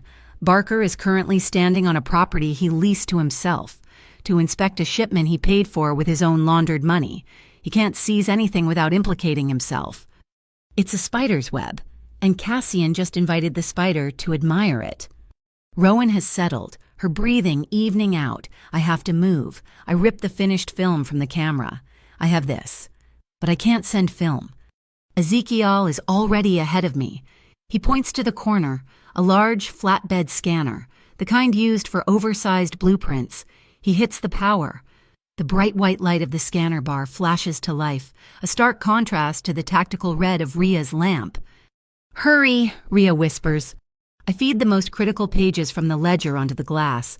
The blue gull routes, the Tri-County payment schedule. The scanner hums, agonizingly slow. I save the high-resolution files to a thumb drive. Who? Ria asks, holding out her hand. Inspector Ari Mendoza, I say, the name coming fast. FCMIB, Internal Affairs. I signed for him once. A disability hearing for a veteran. He's clean. He despises dirty agents. Ria takes the drive, slots it into her laptop. Her fingers become a blur. She's not just uploading, she's refracting it, bouncing the signal through a dozen anonymous nodes before dumping the encrypted packet into a secure, public key-protected inbox. I know Mendoza monitors, a digital dead drop. Upload complete. The file is gone, the trap is set. We hear the footsteps again, louder this time, angrier. They're back at the winch house, right above our heads. "This is clever, Vale," Barker's voice snarls, all pretense of civility gone. "Real clever. But it doesn't matter. We know she's in here. We know you have the kid. Tearing this place apart will be messy, but I'm sanctioned. Or maybe we just take the kid. Leverage. You know how it is. A father's weakness." A beat of pure Arctic silence. Then Cassian's voice, no longer calm, no longer a man. It is the sound of a glacier breaking. "Jax, Rhea. Package is mobile. Execute exit plan. Now." The calm in Rhea's ear chirps. "It's Jax. Gate is compromised iron jet truck. Horizontal block. We're penned in. We're trapped." Rhea doesn't flinch. She looks at me, at Rowan, at Ezek. "Hold on, tightly." She slams her fist onto a large, red button on the winch control panel. Not an alarm, a klaxon, a piercing, deafening beep that is followed by the roar of a massive diesel engine firing to life. It's the overhead crane. The entire building is shaking. "The maintenance channel," she yells over the din. She kicks open a low, steel hatch in the floor I hadn't even seen. It opens onto a narrow, black, flooded tunnel. "Go now." He gave us 20 seconds. Above us, I hear a sound I will never forget. The high-pitched scream of tortured metal, the snap of a braking system being released, and a sound like the sky falling. A catastrophic, deafening crash of steel on concrete. "What was that?" I scream, clutching Rowan to my chest, my feet dangling over the black water. "The overhead crane," Rhea yells, pushing me and Azek into the channel. The water is freezing, up to my waist. She just dropped 10 tons of steel I-beams directly between the winch house and the main gate. They're blocked in. He's blocked out. He bought us the window. Move. We are half swimming, half running through the dark, narrow waterway. It's the slipway's drainage culvert. It stinks of oil and dead water. But it's an escape. We spill out into a wider, secondary canal just outside the yard's perimeter. A small, flat-bottom boat is waiting, its motor idling, nearly silent. Jax. He hauls us in like sacks of flour, me and Rowan, then Ezekiel, then Rhea. The motor roars, and we are speeding away, a gray streak in the gray fog, leaving the sirens and the shouting behind. I look back. The Marigold slip is chaos. The main gate is completely, impossibly blocked by a mountain of twisted steel beams. The iron jet truck and Barker's SUV are trapped inside. And Cassian is nowhere to be seen. He stayed. He's in there with them. He sacrificed his queen, his rook, and himself, just to get the pawn to safety. "Where are we going?" I ask, my teeth chattering so hard I can barely speak. Rowan is crying, a thin, terrified wail. "Somewhere public," Rhea says, her face grim, her eyes scanning the downtown skyline. "Somewhere they can't start a fight without 1,000 witnesses." She points to a massive, glittering dome of light on top of a distant parking garage, a bubble of civilization in the concrete jungle. "The Glasshouse Conservatory. They're holding their annual botanical gala tonight. We're crashing the party." The service tunnel of the Glasshouse Conservatory smells like damp earth, fertilizer, and an almost sickeningly sweet wave of jasmine. It's a jarring, violent contrast to the oily, frigid water of the canal we just escaped. We are no longer rats in a drainage pipe. We are rats in a terrarium. Rhea moves with a chilling familiarity, as if she's been here a dozen times. She guides me, Rowan clutched to my chest, and a pale, trembling Ezekiel through a series of concrete corridors, up a freight elevator, and into a steamy, quiet room marked horticultural staff only. It's a nursery, a staging ground for the main event. Trays of orchids and ferns line heated tables. The air is warm, humid, and quiet. Ezekiel, Rhea signs, her movements sharp and clear. Sit here, do not move, you're safe.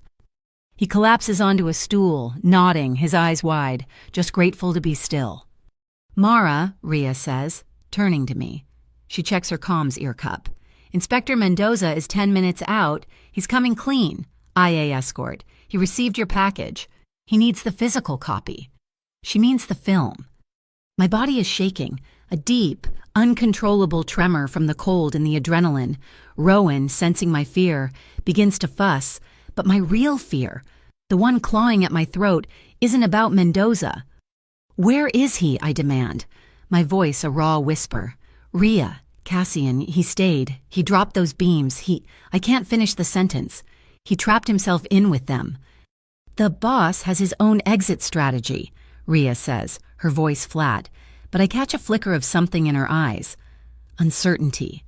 She's worried. He created the 20-second window for us. He knew what he was doing. You mean he's a distraction, I say, the word tasting like ash. He's a sacrifice. He's a tactician, she corrects me, just as the staff door clicks open. I spin, my heart seizing, expecting Kane or Barker, expecting a fight. Why, hi! It's him. He's not in his suit from the pier. He's wearing a different one, a darker charcoal gray, with a crisp white shirt, no tie. His hair is damp, combed back from his forehead. He isn't bloody. He isn't bruised. He looks like he just stepped out of a town car. He looks like he belongs here. I just stare. The relief is so sudden, so violent, it makes my knees buckle. He's alive. He crosses the room in 2 strides, his eyes on me, on Rowan. You're safe, he says. It's not a question. It's a confirmation. How I breathe. The slip yard was built over the old harbor master's tunnels. They connect to the main city steam system, he says, as if explaining a simple commute. I was in the East End service garage before they even figured out how to move the first beam.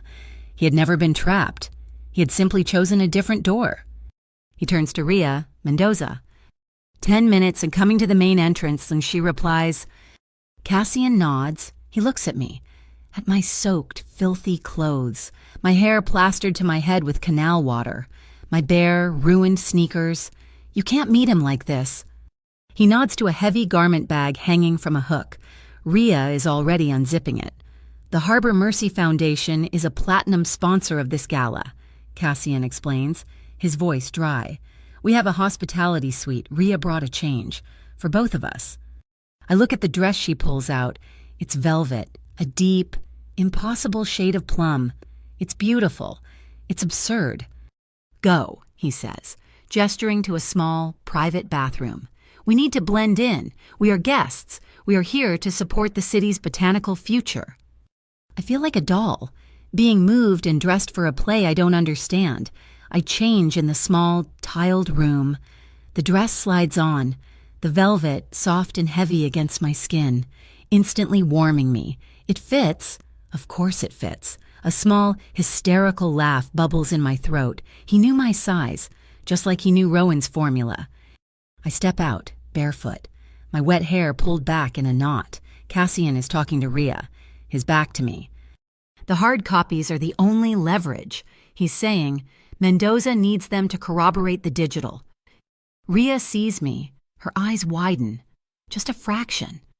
Cassian stops, turning to see what she's looking at. He stops. He just stops. His mouth, which was in the middle of a word, closes. His eyes, the color of warm whiskey, move from my face, down the line of my throat, over the velvet that clings to my body, and down to my bare feet on the tile. He doesn't move. He doesn't speak. It's not a leer. It's a moment of pure, unguarded appreciation. It's the look from the tavern, magnified by 1,000. He swallows. A small, visible motion, before he finally finds his voice. Rhea, find her some shoes. No time, Rhea says, her focus back. Mendoza is here, and we have a problem. Barker's SUV just pulled up out front, and Kane Hollister was seen by the catering entrance. They're all here, the hunters and the hunted, all converging on this glass bubble of light. Rowan, I say, my voice tight, I can't leave her. She's safest here, Cassian says, his voice now a hard, cold command. Ezekiel, you stay with her. Lock this door from the inside. Do not open it for anyone but me or Rhea. Ezekiel nods, his face pale, but he moves to the bassinet, placing himself between her and the door, a silent, terrified guardian. Rhea, you have the perimeter. Stay in this wing. No one gets in or out. Cassian orders. He turns to me. We're going to meet our guest, and we are going to do it in plain sight. He holds out his arm. I take it, my bare feet cold on the floor. He leads me out of the nursery, through a hallway masked by a curtain of hanging ferns, and into the main conservatory. The world explodes. It's a cavern of glass and light. 1,000 pinprick fairy lights are strung through the canopy of massive, 10-foot-tall fiddle-leaf figs. A string quartet is playing a slow, sad waltz on a dais draped in white linen. Hundreds of people in tuxedos and glittering gowns drift between sculptures made of orchids, their laughter tinkling like the champagne flutes in their hands. We, the drenched, hunted refugees, are now part of the exhibit. Blend in, Cassian murmurs, his hand sliding from my arm to the small of my back. He guides me, not toward the entrance, but toward the music. What are you doing, I hiss, trying to pull back. Blending. He doesn't give me a choice. He turns, pulling me with him, and suddenly we are on the small, polished wooden dance floor. He pulls me close, his hand a solid, warm pressure on my back, his other hand enveloping mine. We are dancing. It's the most insane, surreal moment of my life. My bare feet are moving against the polished wood. His body is a solid wall of heat and tailored wool. And we are swaying to a waltz while murderers hunt us in a room full of flowers. Breathe, Mara, he whispers, his lips close to my ear. His breath is warm. You're a guest. You're bored. You're listening to the music. They're going to see us, I stammer, my eyes darting frantically over the crowd. Good, he says. That's the point. He pulls me a fraction closer.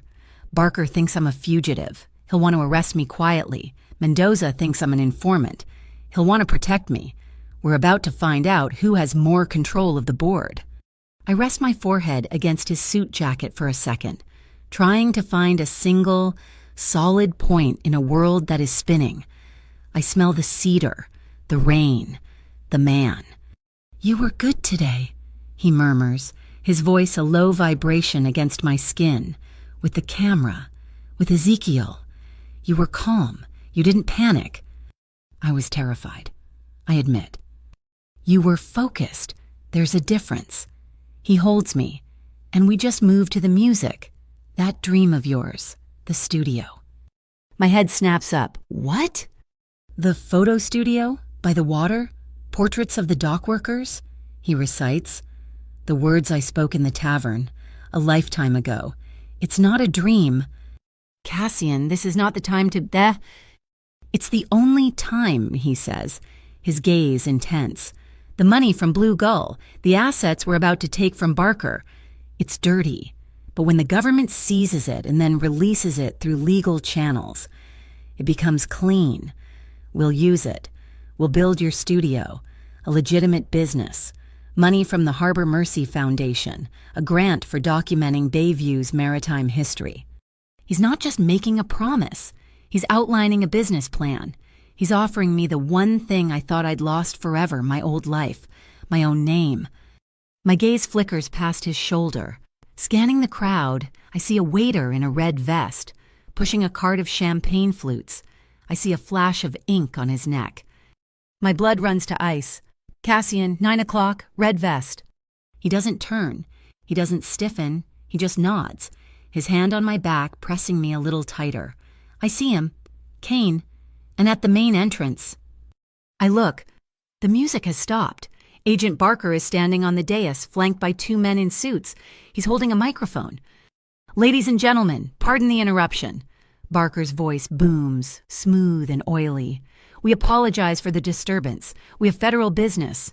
We are looking for this man. A spotlight hits us. We are pinned. The dancers around us gasp and scatter. forming a wide circle. Cassian Vale, Barker says, stepping off the stage, walking toward us. You're under arrest for obstruction of a federal investigation, destruction of evidence, and aiding a known fugitive. It's the trap. He's using his badge in front of 1,000 witnesses to take us. That won't be necessary. Agent Barker, a new voice, cold and sharp, cuts through the room. A second group of men, these ones in dark tactical vests under their jackets, are converging from the side. At their head is a man I recognize, his face sharp, his eyes intelligent. Ari Mendoza. Inspector, Barker stammers, his face going pale. Agent Barker, Mendoza says, his voice flat, holding up a warrant. You are relieved of your duties. You and your associates are under arrest for conspiracy, wire fraud, and accepting bribes from the Iron Jet crew. It's a coup, a public, bloodless coup. Barker's men tense, but they're outnumbered by Mendoza's tactical team. It's over. Barker freezes, his face a mask of disbelief. But my eyes are not on Barker. They're on Kane. During the confrontation, he had melted back, away from the spotlight, and he's not looking at the arrest. He's looking at the staff-only door, the nursery. He knows it's over. He knows he's going down, and he's going to burn the world down with him. No, I whisper. Before I can scream, he shoves the heavy champagne cart over. It crashes with a sound like a bomb, glass shattering, women screaming. In the chaos, he lunges, disappearing through the staff door. Rowan! My scream tears from my throat. I run, shoving people out of my way. I burst through the door. Ezekiel is on the floor, cowering. Kane is there, and he has the bassinet. He snatches it, lifting it up, holding it in front of his chest like a shield. He's trapped. Mendoza's agents are right behind me. Rhea is blocking the other exit. He's wild-eyed, a cornered animal. Get back, he screams, his voice cracking. I'll drop her. He hasn't hurt her. He's just holding the carrier. Rowan, startled by the sudden movement, lets out a wail. I expect Cassian, who is right behind me, to lunge. I expect a tackle, a fight. He does something smarter. He doesn't move toward Kane. He moves past him, in one fluid, powerful motion. He crosses the small room and plants himself in front of the only other door, the one leading to the outside terrace. He blocks the exit. He becomes the wall. Kane, his escape route cut off, turns, confused, his eyes darting between Cassian and the agents in the other doorway. It's the only opening Rhea needs. She's been a shadow on the wall, and now she strikes. She moves in from Kane's blind side. Her hand doesn't go for his weapon or his arm. It goes for the bassinet. She grabs the handle in a two-handed grip, twists and yanks. A perfect, non-violent disarm. Kane is left empty-handed, his shield gone, his mouth open in a soundless oh. It took less than 3 seconds. He deflates, the fight, the panic, it all drains out of him. He sags as Mendoza's agents swarm him, forcing him to his knees, his face pressed against the humid, tile floor. I scramble to Rhea, who is already checking the carrier. My heart is a hummingbird in my throat. Rowan is crying, a full-throated, angry wail at being so rudely jostled, but she is fine. I pull her out, her small body warm and solid, and bury my face in her neck, breathing in the scent of her. She is safe. She is unharmed. She is alive. I look up, my eyes blurred with tears. Cassian is watching me, his chest heaving, his face pale beneath the tan. He's not looking at the agents, or at Kane, or at Barker, who is being led away in cuffs. He's looking only at us. The air in the nursery is thick with the smell of ozone, adrenaline, and damp potting soil. My daughter's cries are the only real sound in a world that is fractured into a million pieces. I'm clutching her to my chest, my body a shield, my mind a blank slate of pure, animalistic terror. Then, the world outside the small room comes rushing back in. The scraping of chairs, the whimpers of the gala guests, the sharp, authoritative commands of Mendoza's team. Get him up! Get them all up! Ari Mendoza steps into the nursery, his face a grim, professional mask.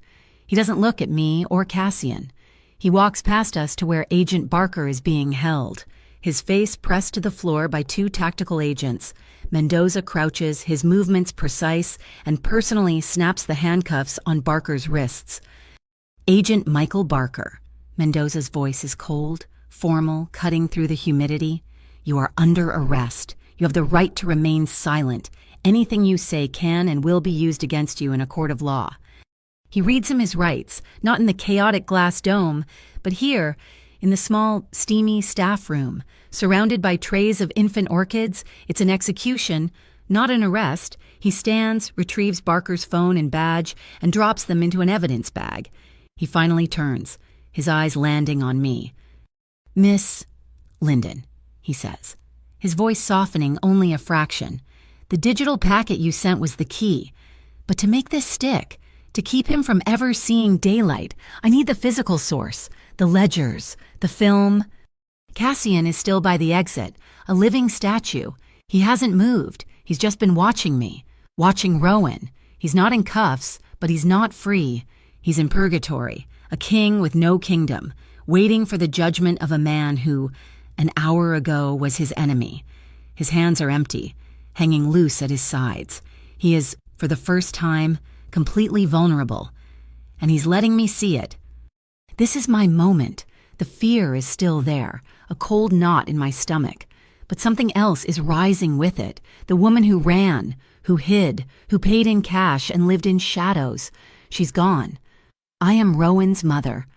I am Ezekiel's voice, and I am the only one in this room who holds the other half of the puzzle. I shift Rowan to my hip, settling her, my voice clear and steady, cutting through the small room. "You'll get them, Inspector, but I have terms." Mendoza's eyebrows rise. "Wasn't expecting this. You're not in a position to negotiate. Miss Linden, you're a material witness." "I'm the only witness," I counter, my gaze unwavering. "Ezekiel Thorne, the man in there." I nod to the main room where Jax is now guarding him. "Is a protected source. My translation of his work is proprietary. Without me, that film is just a collection of meaningless symbols. So, yes, I have terms." Cassian doesn't move, but I see the corner of his mouth tick up. Not a smile, just acknowledgement. "Go on," Mendoza says, his voice tight. "First," and I say, "Ezekiel Thorne gets full, permanent federal protection, a new name, a new life. Far from here. He's a victim, not a criminal." Mendoza nods. "That's reasonable. Done." "Second, see," I continue, my voice gaining strength. "The Tri-County Protective Commission. I want it dismantled, not just investigated. I want its assets frozen, its name struck from every state charter. I want its entire function exposed as a fraud. The name itself is a sick joke, and I want the joke to be over." "We're already moving on its accounts," Mendoza says, "but a full dissolution is a complex legal, You have the evidence." I cut him off. "Use it." "And third," I say, my voice dropping, the anger from my own life fueling the words, "this investigation, it's going to be big. It will splash on every newspaper. I want the harbor families, the dock workers, the service staff, the people Barker and the Jets squeezed kept out of it. No media feeding frenzy. No reporters hounding the women who work at the Salt and Steam. Asking what they knew. You will focus your narrative on the men in charge, not the people they preyed on." Mendoza is silent for a long moment, studying me. He's recalculating. I am no longer just the translator. I am, in this moment, the voice of Bayview. "That," he says finally, "is a matter of how we frame the press release. But, Anati, in principle, I agree. We're after the sharks, Miss Linden, not the minnows." "Then you'll get your film," I say. "There's one more shark, Mara," Mendoza says quietly. He glances at Cassian. "The data on those drives doesn't just indict Barker. It implicates the entire Mariners Gate Syndicate. Your operation, Mr. Vale. The Blue Gull Freight Manifests. Your signature is on the original lease agreements. This is it. The other shoe." I turn to Cassian. He hasn't moved, but his eyes are on me. He knows I still hold the power to burn him down, right alongside Barker. My promise to him to leave feels 1,000 miles away. Cassian finally speaks. He doesn't address Mendoza. He addresses me. "He's right," he says, his voice a low, calm rumble. Then he turns his head, meeting Mendoza's gaze. "So here is my offer. Inspector, my term." He steps forward, into the center of the room. He's no longer the vulnerable man in the corner. He's the commander, offering a treaty. Mariner's Gate will plead guilty to 3 counts of customs violations and failure to report, contingent on the Tri-County indictments. We will voluntarily surrender our gray shipping lanes, the ones we run with flags of convenience to federal receivership for the duration of your investigation. We will open our books, all of them, to an independent auditor of your choosing. My organization will be restructured from the top down as a fully compliant, legitimate logistics and port security firm. Mendoza is stunned into silence. This is a bigger prize than he could have imagined. "You'd just give it up?" Mendoza asks, incredulous. "Your entire enterprise?" "I am cutting all ties to illicit finance. All of them," Cassian says, and his eyes find mine. "And I know this is the real promise. This is not for Mendoza. This is for me. I'm cutting the rod out. Inspector, I'm offering you the knife." "In exchange for what?" Mendoza asks, his voice suspicious. "Immunity." "No," Cassian says, "in exchange for a single, non-negotiable condition." He gestures with his chin to me and to the child in my arms. Her name and her daughter's name are never mentioned. They are never entered into a single police report. They are not in the witness list. They are not in the official record. As of this moment, Mara Linden and Rowan Linden do not exist. They were never at Marigold Slip. They were never here. The evidence you received came from an anonymous, encrypted source. That is the only story. You will protect them. You will make them invisible. And in return, you will get my entire world on a silver platter. The room is silent. The string quartet outside, in a cruel stroke of irony, has started playing again. A soft, gentle melody that floats in, a soundtrack to the end of an empire. Mendoza looks at me, at the film canister Rhea is now holding. He looks at Cassian, a man offering him a victory that will define his career. "In principle," Mendoza says slowly, "that is an agreement we can work with. We protect our witnesses." The tension in the room finally snaps. It's over. I feel my shoulders sag, the weight of 15 months of running, of hiding, suddenly lifting. I lean back against the wall, my legs weak. "Good," Mendoza says, turning to his team. "Get Barker and Hollister processed. Seal this wing. I want forensics to sweep every—" "Inspector," Cassian interrupts, his voice sharp, losing its calm. "We're not finished," Mendoza says, turning back. "This deal is fine, but you're both making a mistake if you think this ends with Barker." "What do you mean?" I ask, my newfound relief evaporating. "Barker was a puppet. The Iron Jets are amateurs, thugs for hire," Mendoza says. "We've been running surveillance on a third party for months. The real investor, the one who's been funding Barker, funding the Jets, trying to start a war to destabilize your syndicate. Mr. Vale, and buy up your roots for pennies on the dollar." Cassian's face, which had relaxed, is now granite. Helena Voss. The name means nothing to me, but the way Cassian says it, with a mixture of dread and pure, cold hatred, makes my skin crawl. "She's a private equity ghoul," Mendoza says. "She owns half the container terminals in the Gulf. She's untouchable. She has lawyers that have lawyers. The ledgers won't stick to her. She's insulated. She won't be happy you've just dismantled her new acquisition. She will not sit still." As if summoned by the name, Cassian's secure phone, the Harbor Light device, vibrates in his pocket, a short, sharp buzz. He pulls it out. He looks at the screen. I am watching his face. The color drains from it, not in fear, in rage, a pure, white-hot fury that is more terrifying than any of his cold commands. He doesn't say a word. He just turns the screen and shows it to me. It's a photograph, A real estate listing. A small, abandoned brick building on Pier 19. It's the boat repair shop I told him about.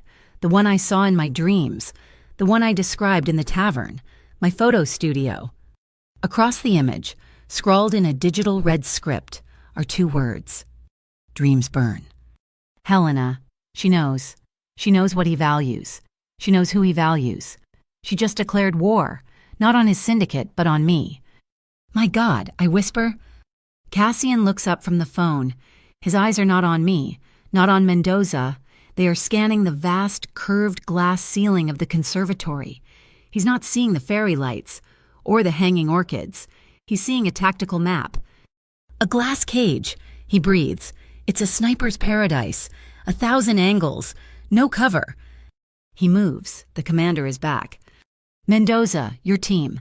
Now lock the main doors. Kill the house lights. This is a tactical evac.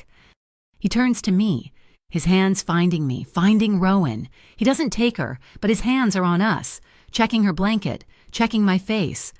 His eyes are burning into mine. Mara, listen to me. This is the last move. Rhea, he snaps. Rhea is at our side, her weapon now drawn, low and ready. Take them. Go back to the steam tunnel, the seedling vault in the sublevel. Seal it. Do not open it until I come for you, or until Jax does. Do you understand? And you, I ask, my hand gripping his arm. Cassian, where are you going? He looks at me, and his expression is a terrible mix of regret and resolve. She's here. She's watching. She sent that message to draw me out. I have to be the target. I'm the only one who can be... He kisses me. It's not the slow, soft kiss from the fairy. It's hard, fast, and desperate. A brand, a promise. When I move, he says, his voice a low, urgent growl against my lips. You do not look back. You run. You take my daughter, and you run. He shoves me toward Rhea. Go. Now. He turns his back on me, on his daughter. He faces the main conservatory door, a man preparing to walk into a killing field. He's becoming the wall one last time. The lights in the main hall go black. Screams erupt from the darkness. And then, a sound. Not a bang, a high-pitched, resonant crack, like a sheet of ice breaking. It comes from above. Glass. A spotlight from a neighboring building flashes on, pinning the spot where we were standing. A second crack. A heavy, potted orchid explodes, a shower of purple petals and white ceramic shards. A hole, the size of a fist, appears in the glass dome above. The ready, pulsing strobes of the fire alarms kick in, bathing the entire conservatory in a silent, flashing, blood-red light. Helena Voss has begun. The world is a kaleidoscope of flashing red lights and falling glass. The fire alarm is a silent, pulsing strobe, painting the panicked faces of the crowd in bloody bursts of light. I'm clutching Rowan, my body curled around her, my back pressed against a large stone planter filled with ferns. Rhea is a solid, armed presence beside me, her focus absolute, her weapon tracking the shattered dome above. Chaos is a symphony. The screams of the guests, the sharp crack of another pane of glass giving way, the authoritative shouts of Mendoza's agents trying to establish a perimeter. This is Helena Voss's masterpiece. She isn't trying to kill us. Not yet. She's trying to create a slaughterhouse. Through the flashing red, I see Cassian. He's not running. He's not hiding. He's a conductor in the chaos. He makes a sharp, almost imperceptible hand signal to Rhea, a gesture I don't understand.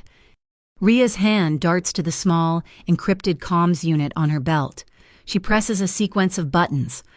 For a second, nothing happens. Then, a low hiss echoes through the dome, a sound that cuts through the screams. It comes from everywhere at once, from the ceiling, from the flower beds, from hidden nozzles in the faux rock walls.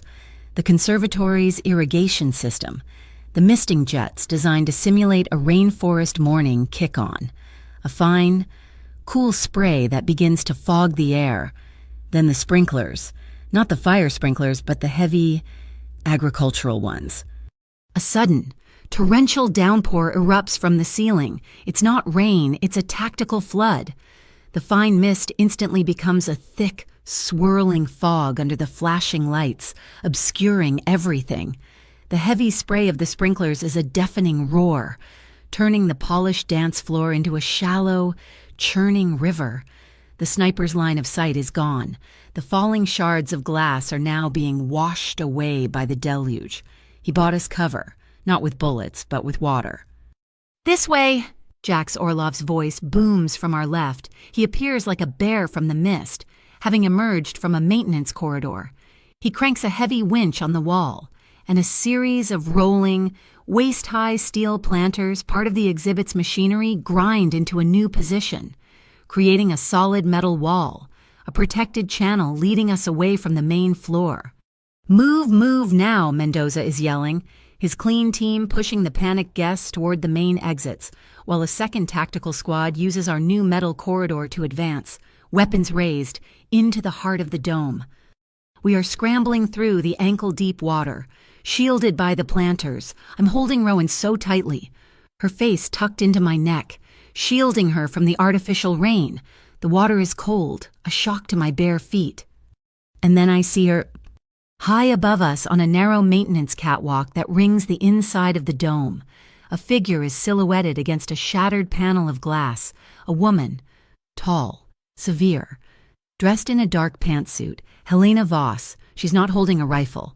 She's standing in front of a large, open electrical panel, sparks spitting from it. She's holding a heavy-duty cable, trying to jam it into the main breaker. She's not trying to shoot us anymore. She's trying to blow the entire power grid, to plunge the building into absolute sparking, electrified chaos. No one else sees her. Mendoza's team is focused on the sniper. Cassian is coordinating the evacuation. But I see her, and beside me, my hand gripping his arm, is Ezekiel Thorne, his eyes wide with terror. He sees her too. He sees the panel, and he sees the smaller, secondary junction box next to it, the one with the bright red shutoff lever, the emergency bypass for the irrigation system. He can't get to it, but he can tell someone else how. He looks at me, his eyes pleading. There's no time to write, no time to explain. I look toward Mendoza's team, but they're too far, too focused. But Ori Mendoza himself is closer, directing his men. I know he won't understand me. My hands come up. Wet and shaking, I sign, not to Ezekiel, but to Mendoza. Big, sharp, frantic movements, a language of desperation. Red, lever, cut, power, now. Mendoza looks at me, his face a mask of confusion. He doesn't understand, but one of his younger agents, his face barely out of his 20s, his eyes widen. He must have taken a basic course, a requirement for federal agents now. He looks from my hands to the catwalk, to the red lever. "Sir, the secondary circuit," she's saying, "cut the secondary circuit," he yells. Mendoza doesn't hesitate. He trusts his man. He trusts me. "Do it," he screams into his radio. "Kill the sub-panel power to the upper ring now." Helena Voss hears the shout. She sees us. She sees her plan failing. With a snarl of pure fury, she shoves the cable toward the breaker. But it's too late. The sparks die. The panel goes dark. Her weapon is gone. Cassian has seen it too. He's moving below the catwalk. He uncoils a heavy anchor rope from a nautical exhibit. He doesn't have a weapon.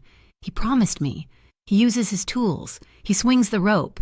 The grappling hook at the end, a silver blur in the flashing red light. It soars up, hooks onto the railing of the catwalk, right beside Helena.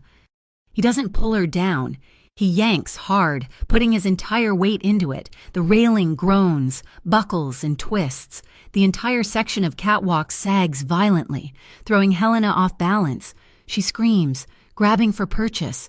Her chance to cause chaos gone. He has neutralized her, not eliminated her. The immediate threat is over, but the chaos isn't. From the corner of my eye, I see a flash of movement. Kane Hollister.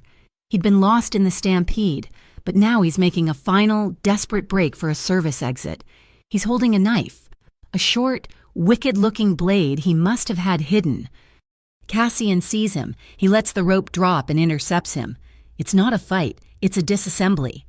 Cain lunges, and Cassian moves inside the arc of the blade, his hand trapping Cain's wrist, his other hand striking the pressure point in his elbow. Cain's arm goes numb, the knife clattering to the wet floor. Cassian spins him, pinning his arms behind his back in one fluid, brutal, and utterly non-lethal motion.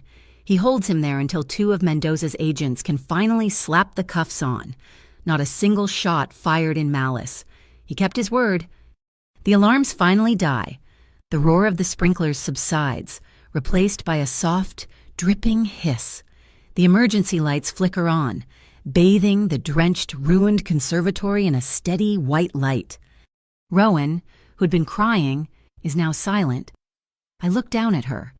She is safe in my arms, her small head tilted up. Her eyes are wide with wonder, watching the thousands of water droplets that cling to the ferns and orchids, sparkling like a million tiny lighthouses in the emergency lights. She is not afraid. She is mesmerized. In the center of the drenched room, the final act of the play unfolds. Ari Mendoza stands over a defeated Helena Voss. He's signing a document on a waterproof tablet, a preliminary agreement. I know what it says. Witness protection for Ezekiel. The dissolution of Tri-County, an 18-month federal oversight of the newly restructured Mariners Gate logistics, and a single sealed addendum, the one that erases Mara and Rowan Linden from the official history of this night. The deal is done. The war is over. Cassian walks toward me. He's no longer the king, the commander, the wall. He's just a man, soaked to the skin. His expensive suit ruined, his hair dripping water onto the floor. There's a slight tremor in his hands, the last of the adrenaline leaving his system. He stops in front of us. He doesn't reach for me. He slowly, carefully, lifts one hand and gently, so gently touches his daughter's cheek with the back of his fingers. "I found you," he says, his voice thick, raw, stripped of all its authority. "And our daughter." He looks up, his eyes meeting mine, and they are filled with a terrifying, beautiful vulnerability. "If you'll let me, I will belong to you both, not the other way around." I reach out and place my free hand flat against his chest. His heart is a frantic, wild drum beneath my palm, a rhythm of fear and hope and relief. It's the most honest thing I have ever felt. "We belong together," I say, my voice finally steady, "as long as you keep your word to justice and to her."